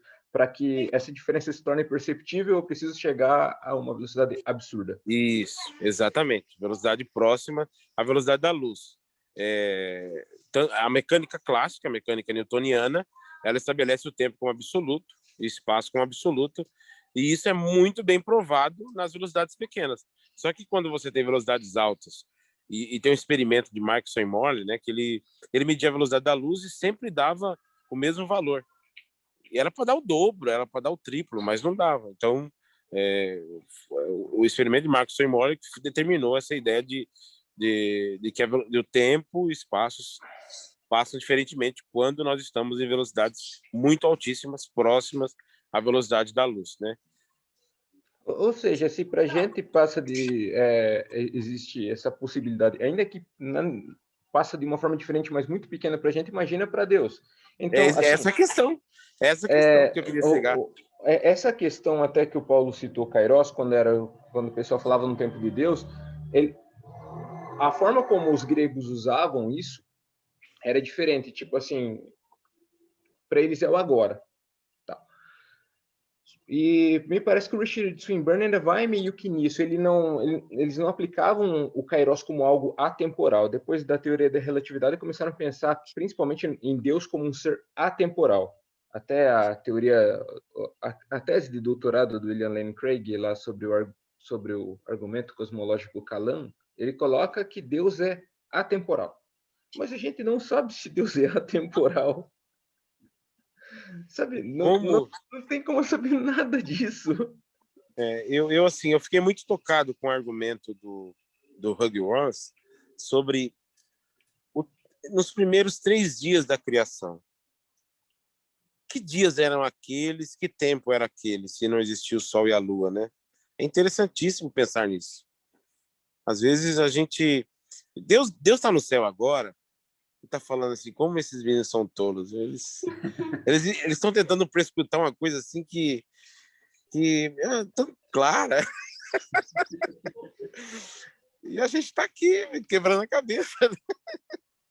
Mas é bom a gente prescrutar isso, né? Para a gente crescer e entender o tamanho de Deus. Deus é muito grande, Deus é muito maravilhoso. E isso daí me lembra até no final do filme Contato, quando a Ellie vai falar sobre a experiência que ela teve com extraterrestre, e ela fala assim, ela está diante de uma banca, e a banca pergunta para ela, escuta, mas não tem nada que prove o que você viveu, o que você está falando que viveu. como você sabe que viveu isso? E daí ela fala, porque com toda a minha existência eu sei que eu vivi, isso mudou a minha vida, isso mostrou que nós somos pequenos e não estamos sozinhos. Tipo, eu acho que tudo isso nos leva à mesma conclusão, sabe? Meu Somos Deus. muito pequenos e não estamos sozinhos.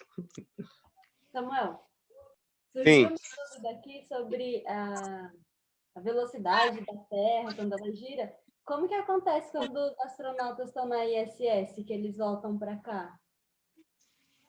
Essa percepção dessa velocidade, tem alguma coisa assim que... Porque Não, é porque quando eles estão lá, eles não vê de maneira muito rápida. Assim, você consegue ver na internet alguns vídeos acelerados que conseguem mostrar um pouco disso, né? Mas estando distante, você não vê de maneira muito clara, né? Eu falo mais quando eles chegam aqui, o corpo deles para se habituar.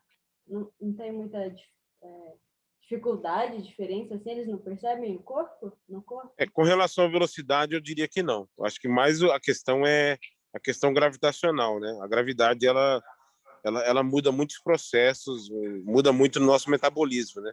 O nosso corpo é preparado para a gravidade, né? Eu acho que os efeitos maiores são com relação à gravidade. Agora, por exemplo, para você lançar um projétil, você quando você lança um projétil no espaço, você precisa levar em conta que esse projétil ele não está subindo perpendicular, né? Ele tem é como se você tem uma bola girando e você lançasse, obviamente que aquele vetor de velocidade ele tem um ângulo, né? Então eles calculam tudo isso de maneira muito clara, né? Eu me esqueci as equações que eles calculam isso, né? Que é um avanço já da mecânica newtoniana, né? Quando tem referenciais girando e assim por diante.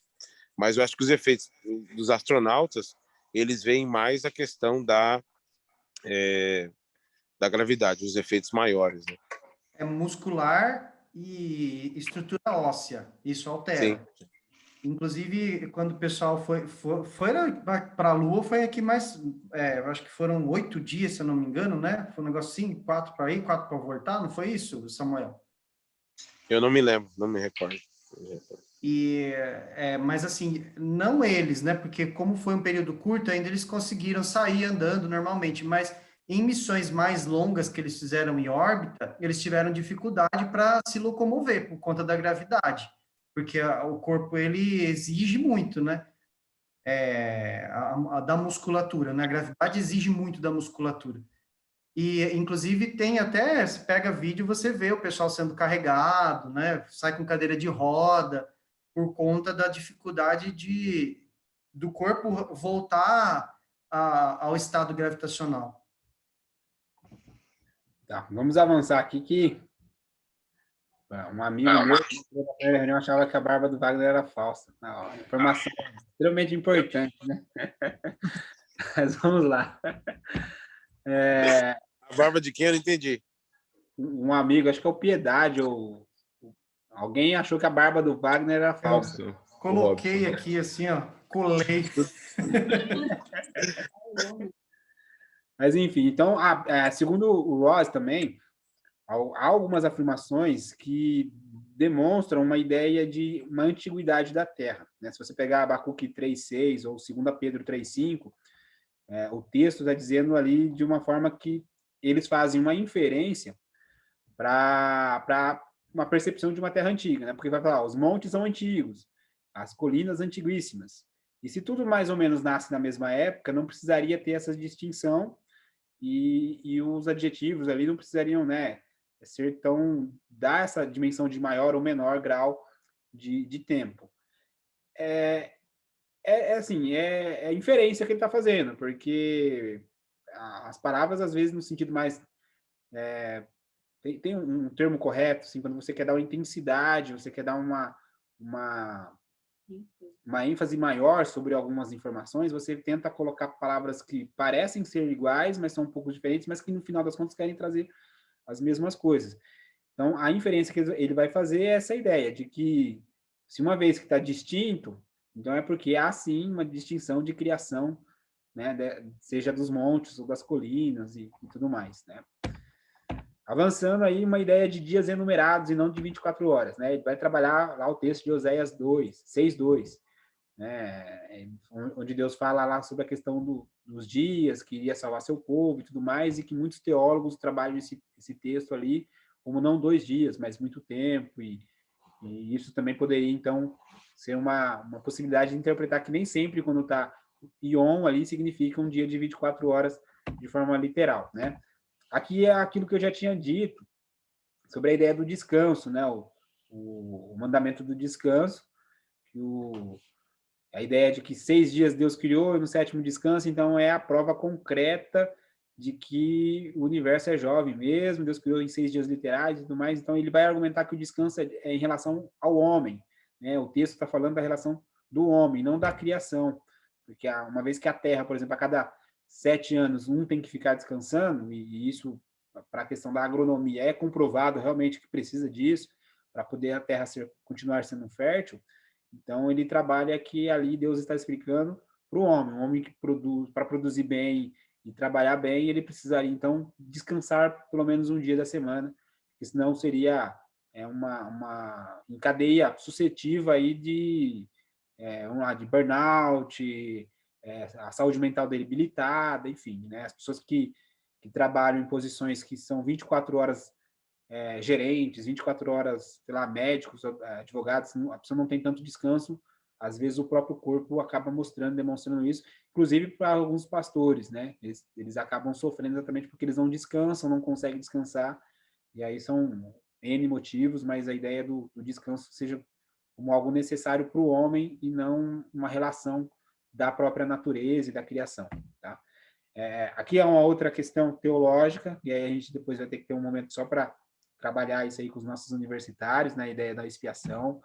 Ele trabalha o texto de Hebreus 10, 1-4, onde vai justificar que o derramamento de sangue animal não justifica o homem do pecado, não salva ninguém, então não seria, né, segundo ele, necessário, então, a ideia de acreditar que a morte, seja inclusive dos animais, só ocorre a partir da queda. Poderia, sim, uma vez que o sangue do animal não expia, então eles poderiam, sim, estar morrendo antes da queda aí de Adão, tá? Eles vão trabalhar mais ou menos nessa questão aí. Inclusive, como as horas já estão bem avançadas, a gente vai tentar ir passar mais para frente, e depois a gente detalha, tenta entrar fazer um encontro aí só para tentar trabalhar essa questão de forma mais detalhada. As ideias de declarações de tarde e de manhã como transições, né? Porque ele vai falar como dias eras, então eles vão trazer uma ideia de fazer uma transição entre um período e outro, porque no original também, Ereb pode significar pôr do sol e Boker, a ideia de amanhecer, aurora, ou seja, pode ser uma transição, não necessariamente do sol se pondo e a lua aparecendo, mas de um ciclo que se encerra e um outro que inicia, né? Ele traz essa argumentação. E aí ele vai tentar trazer uma ideia de que a cronologia dos atos de criação são sim compatíveis com a ciência.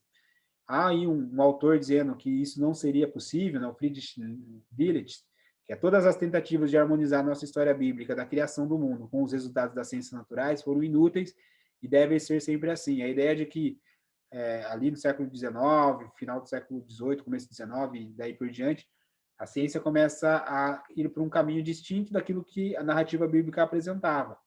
E aí eles foram percebendo que não dava para conciliar isso mais. E não ia ser mais possível mesmo, então tinha que abandonar a ciência ou abandonar a fé, né? É essa a ideia. O Flávio está comentando aí, ó, na criação, até o 6º dia houve tarde e manhã, dando a entender o fim do dia, no 7º não. Sim, Flávio, tem essa questão mesmo, que a ideia de que o 7º dia não teria, inclusive, acabado. E esse 7º dia já estaria, né? Nós estamos nesse 7º dia, nesse dia do descanso. Mas aí o Carlos, inclusive, trouxe aí o texto de Hebreus também, no sentido meio contrário, né? Com relação a isso. Nós temos esses desafios teológicos para resolver, né? A ideia em si, as propostas são bacanas, são interessantes, mas sempre ficam alguns desafios para serem descobertos, para serem, né, estudados. E aí ele traz uma informação, né, que foi descoberta em 2009 e 2011, ali mais ou menos, e verificaram que a vegetação antecedeu a explosão de Avalon e a explosão cambriana de animais nos oceanos em centenas de milhões de anos. E que os mamíferos terrestres mais críticos para o surgimento da civilização apareceram depois dos pássaros e mamíferos marinhos. Então, ele vai dizer que algumas descobertas vão permitir com que o texto, quando fala que primeiro houve vegetação, para só depois ter animais, é compatível com o texto bíblico, porque, em tese, então, descobre-se que houve, sim, uma vegetação antes mesmo dos animais, aí, das explosões de Avalon. Inclusive a ordem. Nisso, né? Inclusive a ordem, Carlos. Desculpa, Paulo, porque ele coloca ali que era tipo uma relva primeiro, depois eram as árvores frutíferas, ele põe uma ordem ali. É Sim. Interessante, é muito legal. E que aí seria compatível com o que a ciência tem desvendado também, né? E aí ele vai falar da questão dos registros fósseis, como que isso se dá, né? E um dos grandes mistérios da história natural reside nessa, segundo ele, escassez de especiação desde que os humanos aparecem em cena. Então, assim, até 150 mil anos atrás, tinha inúmeros tipos de espécies, né? Animais que foram extintos, mesmo sem, inclusive, ter contato com seres humanos, só que essas espécies, na hora que entra o primeiro homem, começam a diminuir, e diminuir drasticamente. Então, ali há 150 mil anos atrás, mais ou menos, 120 mil anos atrás, há uma ideia de que existiam 8 mil espécies de mamíferos, né, só de mamíferos, fora os outros tipos de animais, e que hoje acreditam que não passam de 4 mil. Né? Então, você vê que há uma diminuição, uma extinção, lentamente, mas que há uma extinção, e aí a ideia é que, por que isso está acontecendo? Por que ao invés de aumentar o número de espécies, e aí as inferências que ele faz, a ideia da evolução é que aumente sempre. E por que agora parece ter um período de muita especiação, né, de muita diversidade, mas assim que o homem entra na história, isso começa a diminuir. E aí a inferência ele vai falar, olha, é porque agora a história da redenção já está se completando, então não precisa de tudo isso mais.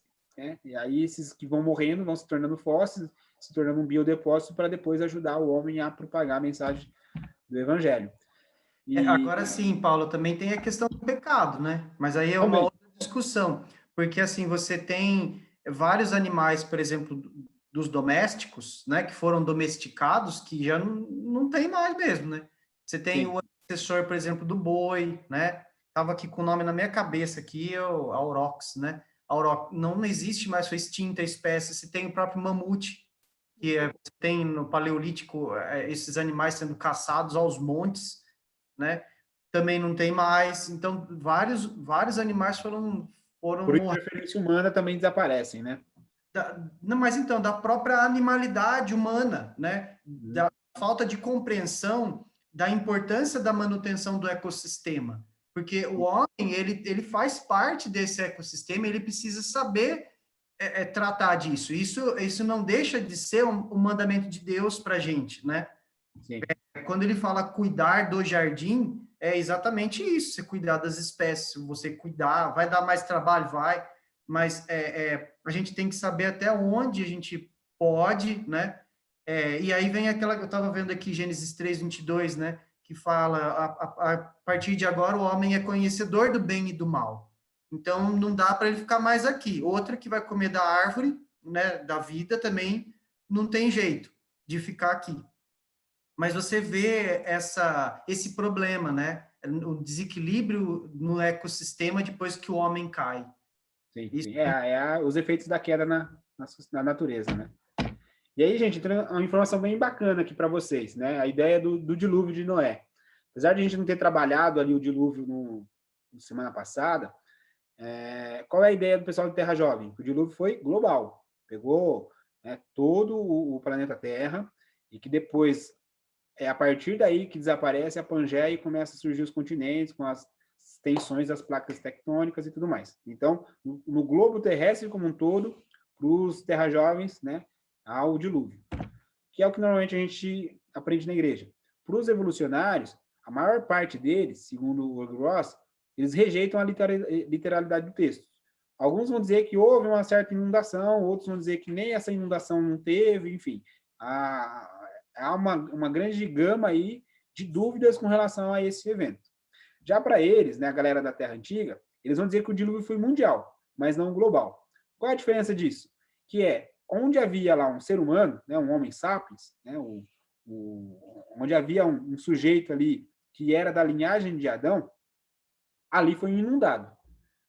Nos espaços onde não havia habitação humana, a água não necessariamente chegou lá. E aí, qual é a ideia, né? Que hoje, onde é o Golfo Pérsico, o Mar Vermelho, parte do Mar Mediterrâneo, ali há uma topologia que permitia o surgimento de cidades e que o nível do mar estava 90 metros abaixo do que está hoje. E estando 90 metros abaixo do que está hoje, e sendo, né, uma topografia ali possível de cidades, provavelmente o dilúvio ocorre exatamente naquela região ali do Oriente Médio, do Mar Vermelho, do Mar Mediterrâneo, do Golfo Pérsico. E as cidades que existiam por ali foram todas inundadas. E todo mundo dali morreu, né? E aí eu até lendo sobre isso, eu lembrei de Atlantis, né? Da mitologia, fala da cidade que ficou submersa e tudo mais. E também seria mais ou menos ali naquela região ali da Grécia, Itália e tudo mais, né? Então, achei bem interessante esse argumento dele, porque resolve outros problemas com relação a alguns animais que, ao sair da arca, como aparecem simplesmente só num único continente, né?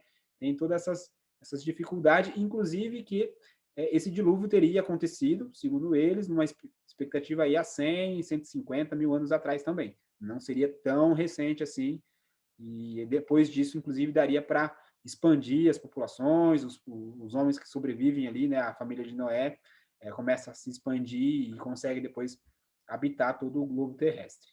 Tem essa ideia. Então, pode ter ocorrido aí na era glacial, né, 150 mil anos atrás, e ali nessa região do Golfo Pérsico, né? Tem, então, uma perspectiva em relação à morte, mas eu vou querer, gente, interromper, porque a gente já está com 1h30 de discussão. Vou até tirar aqui tirei aí o compartilhamento de tela, porque uma vez que a gente está aqui, faltam poucos, mas como é um assunto bem problemático, e tem várias outras informações, eu queria dar uma parada por aqui, e semana que vem a gente continuaria, e queria ver se vocês têm alguma dúvida, que vocês, né, olha, tal coisa eu não entendi muito bem, não, me explica de novo, ou, né, me explica tal dúvida que surgiu a partir de uma informação que vocês trouxeram, enfim, para a gente também não ficar só descarregando informação, descarregando e daqui a pouco você fala, pô, não quero nem participar mais, porque eu fiquei confuso, não estou entendendo mais nada, né? Porque chega uma hora que às vezes isso pode acontecer. O Maciel, a Bruna, aí o Flávio, vocês, Mateuzinho também, meu cunhado, vocês têm alguma informação, alguma coisa a acrescentar? Não, pode continuar, mano. Pode continuar, tá interessante pra caramba, pode continuar, mano. Pra mim, tudo bem. Ô, Paulo, boa noite. Boa noite, Marcel. Cara, em relação à extinção, cara, assim, se vê alguns animais extintos, temos animais que estão entrando em extinção, que são conhecidos, como, por exemplo, o rinoceronte, cara. É algo muito triste. Eles matam o animal só para arrancar o chifre.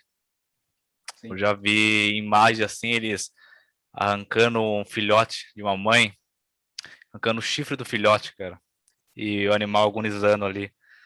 Então, toda essa situação, cara, que a gente vê hoje no mundo, a gente é muito triste, cara.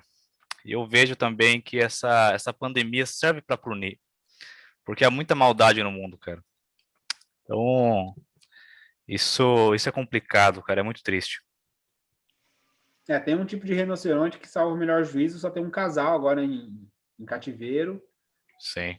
Fora esse casal aí, não tem mais nada e eles estão tentando, né, manter a partir desse cativeiro aí, o que também já é ruim, né, porque se já está em cativeiro, na hora que for para viver no habitat natural, provavelmente não sobreviva, né? Sim, é verdade. É o rinoceronte branco, Paulo. Né? Eles têm vários projetos de manejo interessantes na África hoje, mas o problema é caçador. E esses caçadores servem para alimentar a China com relação ao mercado de remédio que nem tem efeito nenhum. E aí você tem uma rede de comércio... A cloroquina? Não é cloroquina. e não é nebulização por oxigênio também, não é. Mas Bruna, assim, eles vendem o chifre para fazer chá, essas coisas, sabe? Coisa assim, remédio que não tem eficiência nenhuma. Então é morte por morte, morte à toa, né? Como o Lucas falou. Mas eu acho que isso é muito mais a carga de pecado, né? Como a gente falou, dessa falta de cuidado, falta de compreensão da onde o humano se encaixa dentro desse ecossistema do que outra coisa. Recurso a gente tem para preservar. Por exemplo, você pega aqui arara azul, que estava ameaçada de extinção, o pessoal conseguiu tirar a arara azul do processo de extinção com manejo. Então, Eu achei que foi por conta do filme, cara. não foi. Foi antes. Mas, assim, é muito legal o trabalho do projeto Arara Azul que tem lá no Mato Grosso. É muito louco. E da mesma forma na África, né? Você tem manejo de girafa, por exemplo. Tem uma girafa com uma pelagem específica que é muito alta, que ela estava em zona de caça, dentro do Parque Nacional deles lá. Eles trocaram essas girafas de lugar, onde é mais isolado, e estão conseguindo, por manejo, salvar, entendeu? Essas espécies. Então, vai muito como que chama? Da motivação, né? Que o humano tem para poder salvar isso tudo, né? Mas esse espírito conservacionista é visto como coisa de esquerda, né? Então, é difícil. Bom, Mais conservador, né? Deu origem no conservadorismo. Mas vamos ver a Bruna. Quer comentar alguma coisa, Bruna? Não, eu só fiquei me perguntando ali no começo, não sei nem se vai parecer uma pergunta boba, mas eu nunca tinha parado para pesquisar a fundo, né, essas teorias, e foi citada ali a questão da evolução. Então, teve a evolução não só dos seres humanos em si, mas também dos animais? Não ficou muito claro para mim. Na verdade, o que diferencia o pessoal que a gente está estudando hoje, e vamos continuar estudando semana que vem, é que eles não vão acreditar numa macroevolução, ou seja, uma célula unicelular ali, uma bactéria, um ser vivo que evoluiu para pluricelular, que depois evoluiu para invertebrado, que depois evolui para vertebrado e vai aumentando, aumentando até chegar nessa complexidade de vidas que a gente tem hoje. Ou seja, um gerou milhares, né? Isso é o evolucionismo na sua essência. Para a Terra Antiga, ele acredita que Deus foi espalhando várias espécies sobre a Terra. Primeiro, Deus espalhou um monte de espécies unicelulares. Aí o ambiente foi se adaptando, a oxigenação do mundo aumentou de 1 para 8% de forma drástica. Isso a partir disso é possível, então, ter uma explosão de novos seres vivos. Daqui a pouco, esse monte de ser vivo, por si só, ou pelo próprio sistema, cria uma camada de extinção, né? Tanto bicho, a tanto animal, a tanta ser vivo, e eles produzem tanta energia que o próprio planeta não consegue dar conta. E aí mata todo mundo, 70%, 80%, tem casos de 95% da população viva da Terra desaparecer. Só que, milagrosamente, daqui a pouco aparece um monte de ser vivo de novo. E aí eles vão argumentar com complexidade, né? Com complexidade ainda maior. E aí ele vai argumentar, Deus agora já lança esses novos. Não precisa daqueles que já estavam extintos, agora eles vão fazer novos. E aí vai até com uma nova extinção, e aí depois de 1 milhão de anos, enfim, depois de algum tempo de novo, Deus coloca outros tipos de animais ainda mais complexos. É sempre assim. Desculpa, Paulo, são microevoluções, Bruno, que é a diferença, né? A evolução é macroevolução. Para os de Terra Antiga, é microevolução, que são mudanças pequenas, mas que são selecionados ao longo de tempos, de eras. Aí, Paulo, tem o do passado, né? Da semana passada, que acho que você vai comentar também, né? De Terra Jovem. De Terra Jovem, eles não acreditam em nada disso. Isso tudo que a gente está falando aqui é baboseira. Entendeu? Deus criou, ficou do jeito que ele criou, 6 mil anos, passa a régua. De 6 a 10 mil anos atrás, Deus que já criou o mundo como a gente conhece hoje. Isso. Essas ideias de, tinha um bichinho unicelular que depois virou pluricelular. Não. Baboseira. Já criou como a gente conhece hoje, mas quando a gente olha, a gente tem uma certa confusão na ideia assim, de repente Deus deixou isso aí para confundir o homem, né? Porque a Terra agora é maldita, como a Terra é maldita, às vezes ela produz algumas pegadinhas para os homens acreditar, né? Então, alguns desses criacionistas de Terra Jovens argumentam nesse sentido. Não todos, mas alguns vão argumentar aí nesse sentido. E tem gente de Terra Jovem, né, cutucando o Carlos aí agora, que é terraplanista. Só para esclarecer, tá? Primeira coisa, você falou de terra plana e a primeira vez que eu vi você falando isso foi, desculpa a sinceridade, Wagner, foi assim, de uma infantilidade muito grande. Você estava na Sim. palestra de um cientista. Não, mas então... Não, peraí. Agora, se você está falando que eu acredito em terra plana, daí você não me conhece mesmo. Mas, assim, só esclarecer um ponto rapidão. Porque existe, assim, quando nós estamos falando de criacionismo de terra jovem, nós estamos falando de um criacionismo de, no máximo, 10 mil anos atrás, Deus criou todas as coisas. Quando nós estamos falando de um criacionismo de terra antiga, nós estamos falando de que Deus pode ter criado o universo há 13,7 bilhões de anos atrás, mas no momento propício, Deus vai e faz a criação aqui. Tá? Alguns vão achar que foi só o homem, por exemplo, o Tim Keller foi citado como evolucionista, mas Tim Keller acredita na evolução dos outros animais, só do homem que não.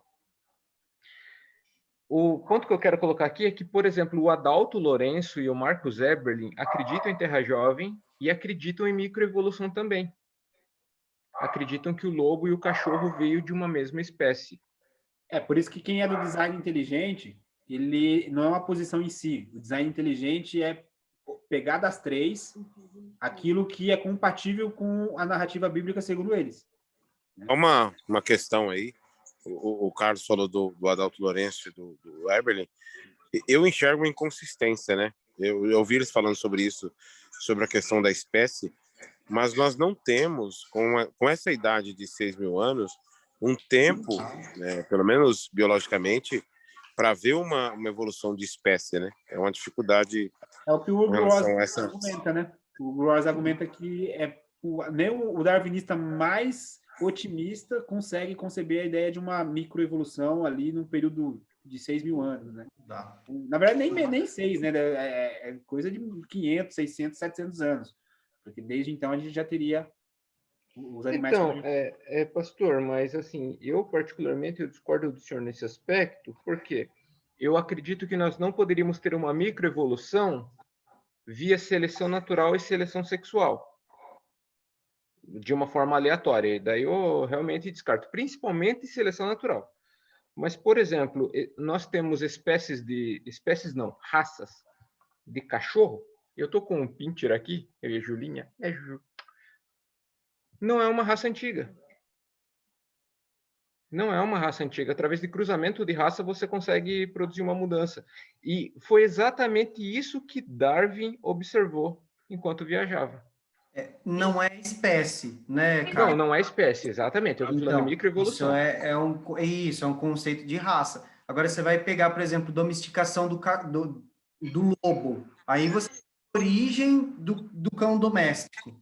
É a mesma coisa, você vai pegar um aurochs, que é um boi selvagem. Imagina se você segura um boi selvagem, você domestica e aí você tem essas microevoluções, né? Até chegar, por seleção, né, na questão do boi, que é outra espécie. Mas aí é aquela questão que vai gerar discussão, né? Que são os pontos de convergência e divergência. Por isso que é interessante, Bruna, né? Essas discussões, porque cada um vai ter uma concepção diferente, né? Do que acredita. Mas o que tem que ser primordial na nossa discussão é assim, isso não pode interferir na nossa fé. Porque o que importa, né, Carlos, é o que o Carlos sempre fala, a gente pode divergir de um monte de coisa, né, inclusive de política, que seja, mas uma coisa a gente não pode discordar nunca, que Jesus, ele tem um plano de redenção na nossa vida. Porque senão a gente viaja mesmo, entendeu? Então a gente tem que ter as coisas muito claras. Para todos ou para alguns, Wagner? Para todos ou para alguns? Para todos, né? Todos, né? Até nisso a gente diverge, cara. Até nisso tem crente divergindo aí, se for para todo mundo. A gente é uma benção, cara. Deus olha pra gente e fala, esse povo é uma benção, né? Não aprenderam nada. Não sei. Mas assim, a gente constrói também com divergência. Mas eu acho que a maior construção que a gente tem que fazer é aquilo que a gente falou desde o início, né? A gente tem que fazer tudo isso em amor. A gente pode divergir, mas a gente se ama acima de tudo, né? E criando pontes, né? Sempre criando pontes. Isso. Posso só falar um ponto aí? Pode. Deve. Ainda pegando o gancho do que a Bruna falou, é sempre a ideia de que todas as correntes aí acreditam em um Deus criador. Isso. Tanto que o próximo ponto que vai ser tratado, a próxima visão, vai ser o criacionismo evolucionário. Quer dizer, o método de Deus foi a evolução, mas a intervenção foi divina, né? Então, por isso que a ideia de evolucionismo ela não é aceita, nem mesmo para esse pessoal os evolucionistas criacionários, né? Porque o evolucionismo é o método pelo método, quer dizer, aquilo de forma naturalista foi ocorrendo sem ser guiado por nada, não. O criacionismo evolucionário, ele crê que Deus foi guiando o processo, como sustentador, como Deus, e muitas vezes de forma transcendente também, mas Deus foi guiando todo o processo. Então, todas as visões, elas têm em comum exatamente isso, né? Eu acho que isso que aproxima tudo, né? Acho que esse é o ponto. Ou seja, pastor, não é se Deus criou ou não, é como Deus criou, né? Exatamente, essa é a questão.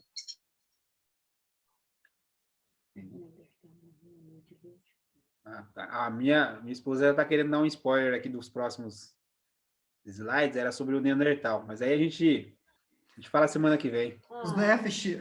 A gente fala semana que vem sobre quando eles morreram, como morreram, se descendem de Adão ou não, enfim. Fica um spoiler aí para...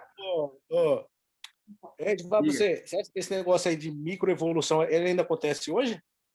Porque eu vou dar um exemplo para você, um exemplo. Pega uma bactéria ou um vírus, sei lá, um exemplo. Ele resiste a tal medicamento. Depois de um tempo, quer dizer, ele não resiste a tal medicamento. Depois de um tempo, ele passa a ser resistente contra aquele medicamento e tem que fazer um outro mais forte. Um exemplo, sei lá, se o vírus é considerado vivo, é vida, né? Um exemplo até esse vírus aí, que antes ele não era resistente a esse medicamento e agora já está mais resistente. Isso seria uma microevolução, é isso? Nosso biólogo aí responde. Então, tem duas coisas, são duas coisas diferentes, né? Antibiótico é bactéria, vírus é outra coisa totalmente diferente de bactéria, né? Mas aí é por seleção natural, Flávio. Então, você seleciona os mais aptos, né? E aí entra a questão também da reprodução, que é a questão sexual também, né? Porque você tem reprodução sexual e assexuada dessas bactérias. E isso vai criando durante as divisões, vai criando resistência a esses antibióticos. Os organismos mais resistentes sobrevivem. E aí pode... É microevolução que fala? Isso é um processo de microevolução. Macroevolução é uma espécie se transformar em outra. Entendeu? Aí são saltos evolutivos, aí é macroevolução. O dragão virar uma galinha. Microevolução existe. Mais ou menos, mais ou menos. Mais ou menos isso aí. O presidente virar jacaré.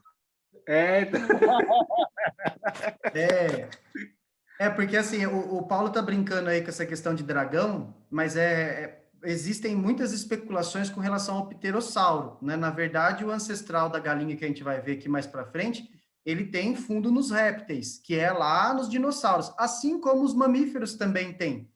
Mas isso é complexo de explicar. Inclusive, o Hugo Ross, ele concorda nisso. O Hugo Ross, ele defende que o ancestral comum dos répteis e aves são similares, né? Então... vocês têm, assim, e existe transição. O Ross, ele não acredita nesses fósseis de transição, Paulo. Ele fala assim, não tem transição. Sim, E ele fala, não, por isso que é só microevolução. Mas na macroevolução, você consegue perceber fósseis, por exemplo, de répteis, na transição de répteis para mamíferos, que você não consegue nem distinguir de tão semelhante que se ele é réptil ou se ele é mamífero. Então, e aí tem vários outros elos perdidos. E aí que o pessoal vai massacrar, né? Porque o ponto da microevolução é exatamente em cima dos elos perdidos. Na evolução humana, você tem um monte de elo perdido, né? Então, são coisas que a gente vai discutir mais lá na frente. Agora, com relação ao vírus, que você me perguntou, vírus é um negócio muito louco. Tem gente que diz que vírus surgiu recentemente. não existia até um tempo atrás, e começou a atuar recentemente. Mas isso é uma linha, né? Por quê? Porque ele, enquanto ele não está em um organismo, ele é tido como não vivo. Ele não é vivo. É um material com RNA, uma proteína, não é vivo.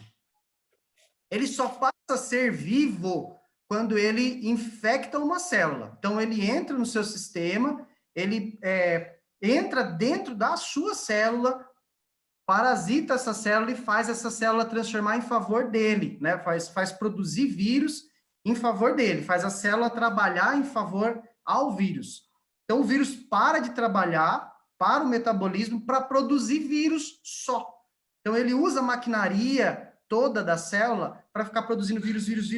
Então, de uma célula, você tem milhões de vírus sendo produzidos ali dentro dele. Remédio não consegue atuar em cima de vírus, não atua, entendeu? Então, por exemplo, aí são questões políticas, né? Eu vou até dar um spoiler aqui. Por exemplo, por que há tanta divergência com relação a esse medicamento, que o pessoal fala, vamos usar o cloroquina para matar vírus. Cloroquina foi feita para protozoário. Então, como que você vai pegar um remédio que atua em protozoário para matar vírus? Não dá, porque o mecanismo celular é totalmente diferente. Então, não existe vírus, ele foge de remédio, ele foge de convenções, como, por exemplo, a bactéria que você consegue entendeu? Então, são coisas da própria gripe, né? Que gripe, como que cura a gripe? É o tempo, né? Exatamente, é o sistema imunológico. Por isso, da importância da tal da vacina, que é tão, né, questionado aí. Então, são mecanismos diferentes, são organismos diferentes, no caso de bactéria e protozoário, né? Porque vírus não é tido como organismo. Então, é um organismo muito complexo, mas que o organismo, ele consegue perceber. O que é louco também é que esses vírus, quanto mais eles se multiplicam dentro da célula, mais variações de infecção eles vão gerando, né? Por isso dessas variações, T1, T2, T3 que você tem. Por isso que o pessoal já falou que o Brasil, ele é um celeiro de produção de vírus diferentes. E assim, a vida dele é muito curta, coisa de 24 horas ele já se desenvolve milhões dentro da pessoa. E vai infectando, vai mudando, ele vai se tornando mais específico na infecção. Então, primeiro começou com idoso, né, porque ele baixa o sistema imunológico, agora já está em jovens, e assim vai, entendeu? A carga viral é mais potente, né, a gente chama de virulento, mas aí vai embora essa discussão toda. AIDS, ninguém morre de AIDS. É assim, né, ninguém morre de coronavírus, né? Você vai morrer de insuficiência respiratória porque você tem pneumonia, você tem problema cardíaco, você tem problema no rim, que é onde esses vírus ele vai se instalar e vai gerar outros problemas. O vírus da AIDS, por exemplo, não mata. O que mata, por exemplo, é uma gripe que ele pega, uma pneumonia que ele pega, mas ninguém morre de AIDS. Entendeu? Direto na célula de defesa, né? É pior ainda do que o coronavírus. Mas, tipo assim, ele foi se reproduzindo assim para ele ficar resistente ao medicamento, o exemplo, usar esse exemplo desse corona aí. Como é que ele chega a ser resistente tal? Que ele não era antes, né? Aí o que acontece? É uma mutação. Não existe resistência, Flávio. Com vírus você não trabalha com resistência. É diferente de bactéria, o mecanismo é outro. O vírus, ele entra na célula, ele não pergunta para você se a célula quer ou não, ele invade. Entendeu? E por que ele ficou mais forte? Que ele não era mais forte, agora ele está mais forte. Não, ele sempre foi forte. Ô, Wagner. Fala aí, Carlos. Só essa questão que você falou de entrar na célula, a célula, aí você me corrige se eu estiver errado, tá? Eu não sou biólogo. É como se ela tivesse uma certa proteção e o vírus tivesse uma certa chavinha para entrar na célula, correto? Isso. Então, assim, quanto melhor for a chave desse vírus, mais contagioso ele é. O problema que nós temos é que as mutações do Covid-19 têm tornado a chavinha dele um pouco melhor e ele está se tornando ainda mais contagioso. Quando numa expressão de Exatamente, videogame, ele da fase 1, ele já tá indo para a última fase, já, né? Exatamente, exatamente. Aí ele é mais forte. Isso não é por seleção natural, por exemplo, é outro mecanismo, entendeu? É um mecanismo de infecção mesmo. Ele burla o sistema imunológico nosso. E como cada pessoa tem o seu próprio sistema, é a regra geral, mas uma tem uma imunidade maior, outra menor. Ao Isso. invadir, ele inteligentemente observa o espaço onde ele invadiu, aquele campo minado, e ele trabalha em cima dos elementos que ele tem disponível, né? Perfeito, exatamente. O sistema é extremamente inteligente, né, cara? E agora vem o um negócio problema que a muda. gente que é um problema muito sério e assim é uma das razões pelas quais a gente deveria querer que o Covid se transmitisse o menos possível. Quanto mais o vírus se transmite, maior chance ele tem de mutação para desenvolver uma chavinha, por exemplo, melhor. Perfeito. É isso aí, gente. Gente, mas é isso, a gente já está com 2 horas de conversa aí, quero agradecer a presença de todo mundo. Pedir para o Thiago Norado, tá orando aí para a gente estar encerrando, falou pouco hoje, né? É um cara que quase não fala e hoje ficou quietinho. Acho que ficou só preparando a carne para a galera aí, né? Ó, vou denunciar, hein? Aqui tá todo mundo imune já. Olha lá. Pode.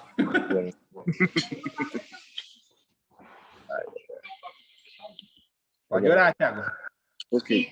Senhor, meu Deus, muito obrigado. Te agradeço por esse momento que passamos aqui juntos, através desse aplicativo Zoom, que nos reunimos para discutir mais sobre a forma como o senhor trabalha no nosso meio, trabalha na criação de todas essas coisas. Uma discussão muito boa, muito proveitosa. Peço que abençoe a todos que participaram e que vão participar nos próximos. Abençoe nossas vidas, nos dê mais capacidade intelectual para a gente poder compreender melhor todas essas coisas, nos dê uma noite de descanso, abençoe a nossa nação contra esse vírus, cesse essa pandemia, se possível, e esse é o nosso pedido, em nome de Jesus, amém. Amém. Gente, se vocês puderem ligar a câmera aí rapidinho para eu fazer o print do dia aí, ó. Flávio, Bruna, Maciel, Matheus. Tem que fazer o print. Aê. Consegue aí, Maciel? Eu tive que pegar outro celular. Aê. Eu tô sem câmera aqui, cara. Tá sem câmera? Tá. Então, deixa só o Matheus resolver lá, ó, o menino aí, ó. Cadê eu aqui? Eu tô vendo aí. Vê se deu certo aqui, gente. Espera aí. O Marcelo não tá por aqui. Não, o Marcelo tá sem câmera lá. Pronto, mano. Já foi, já?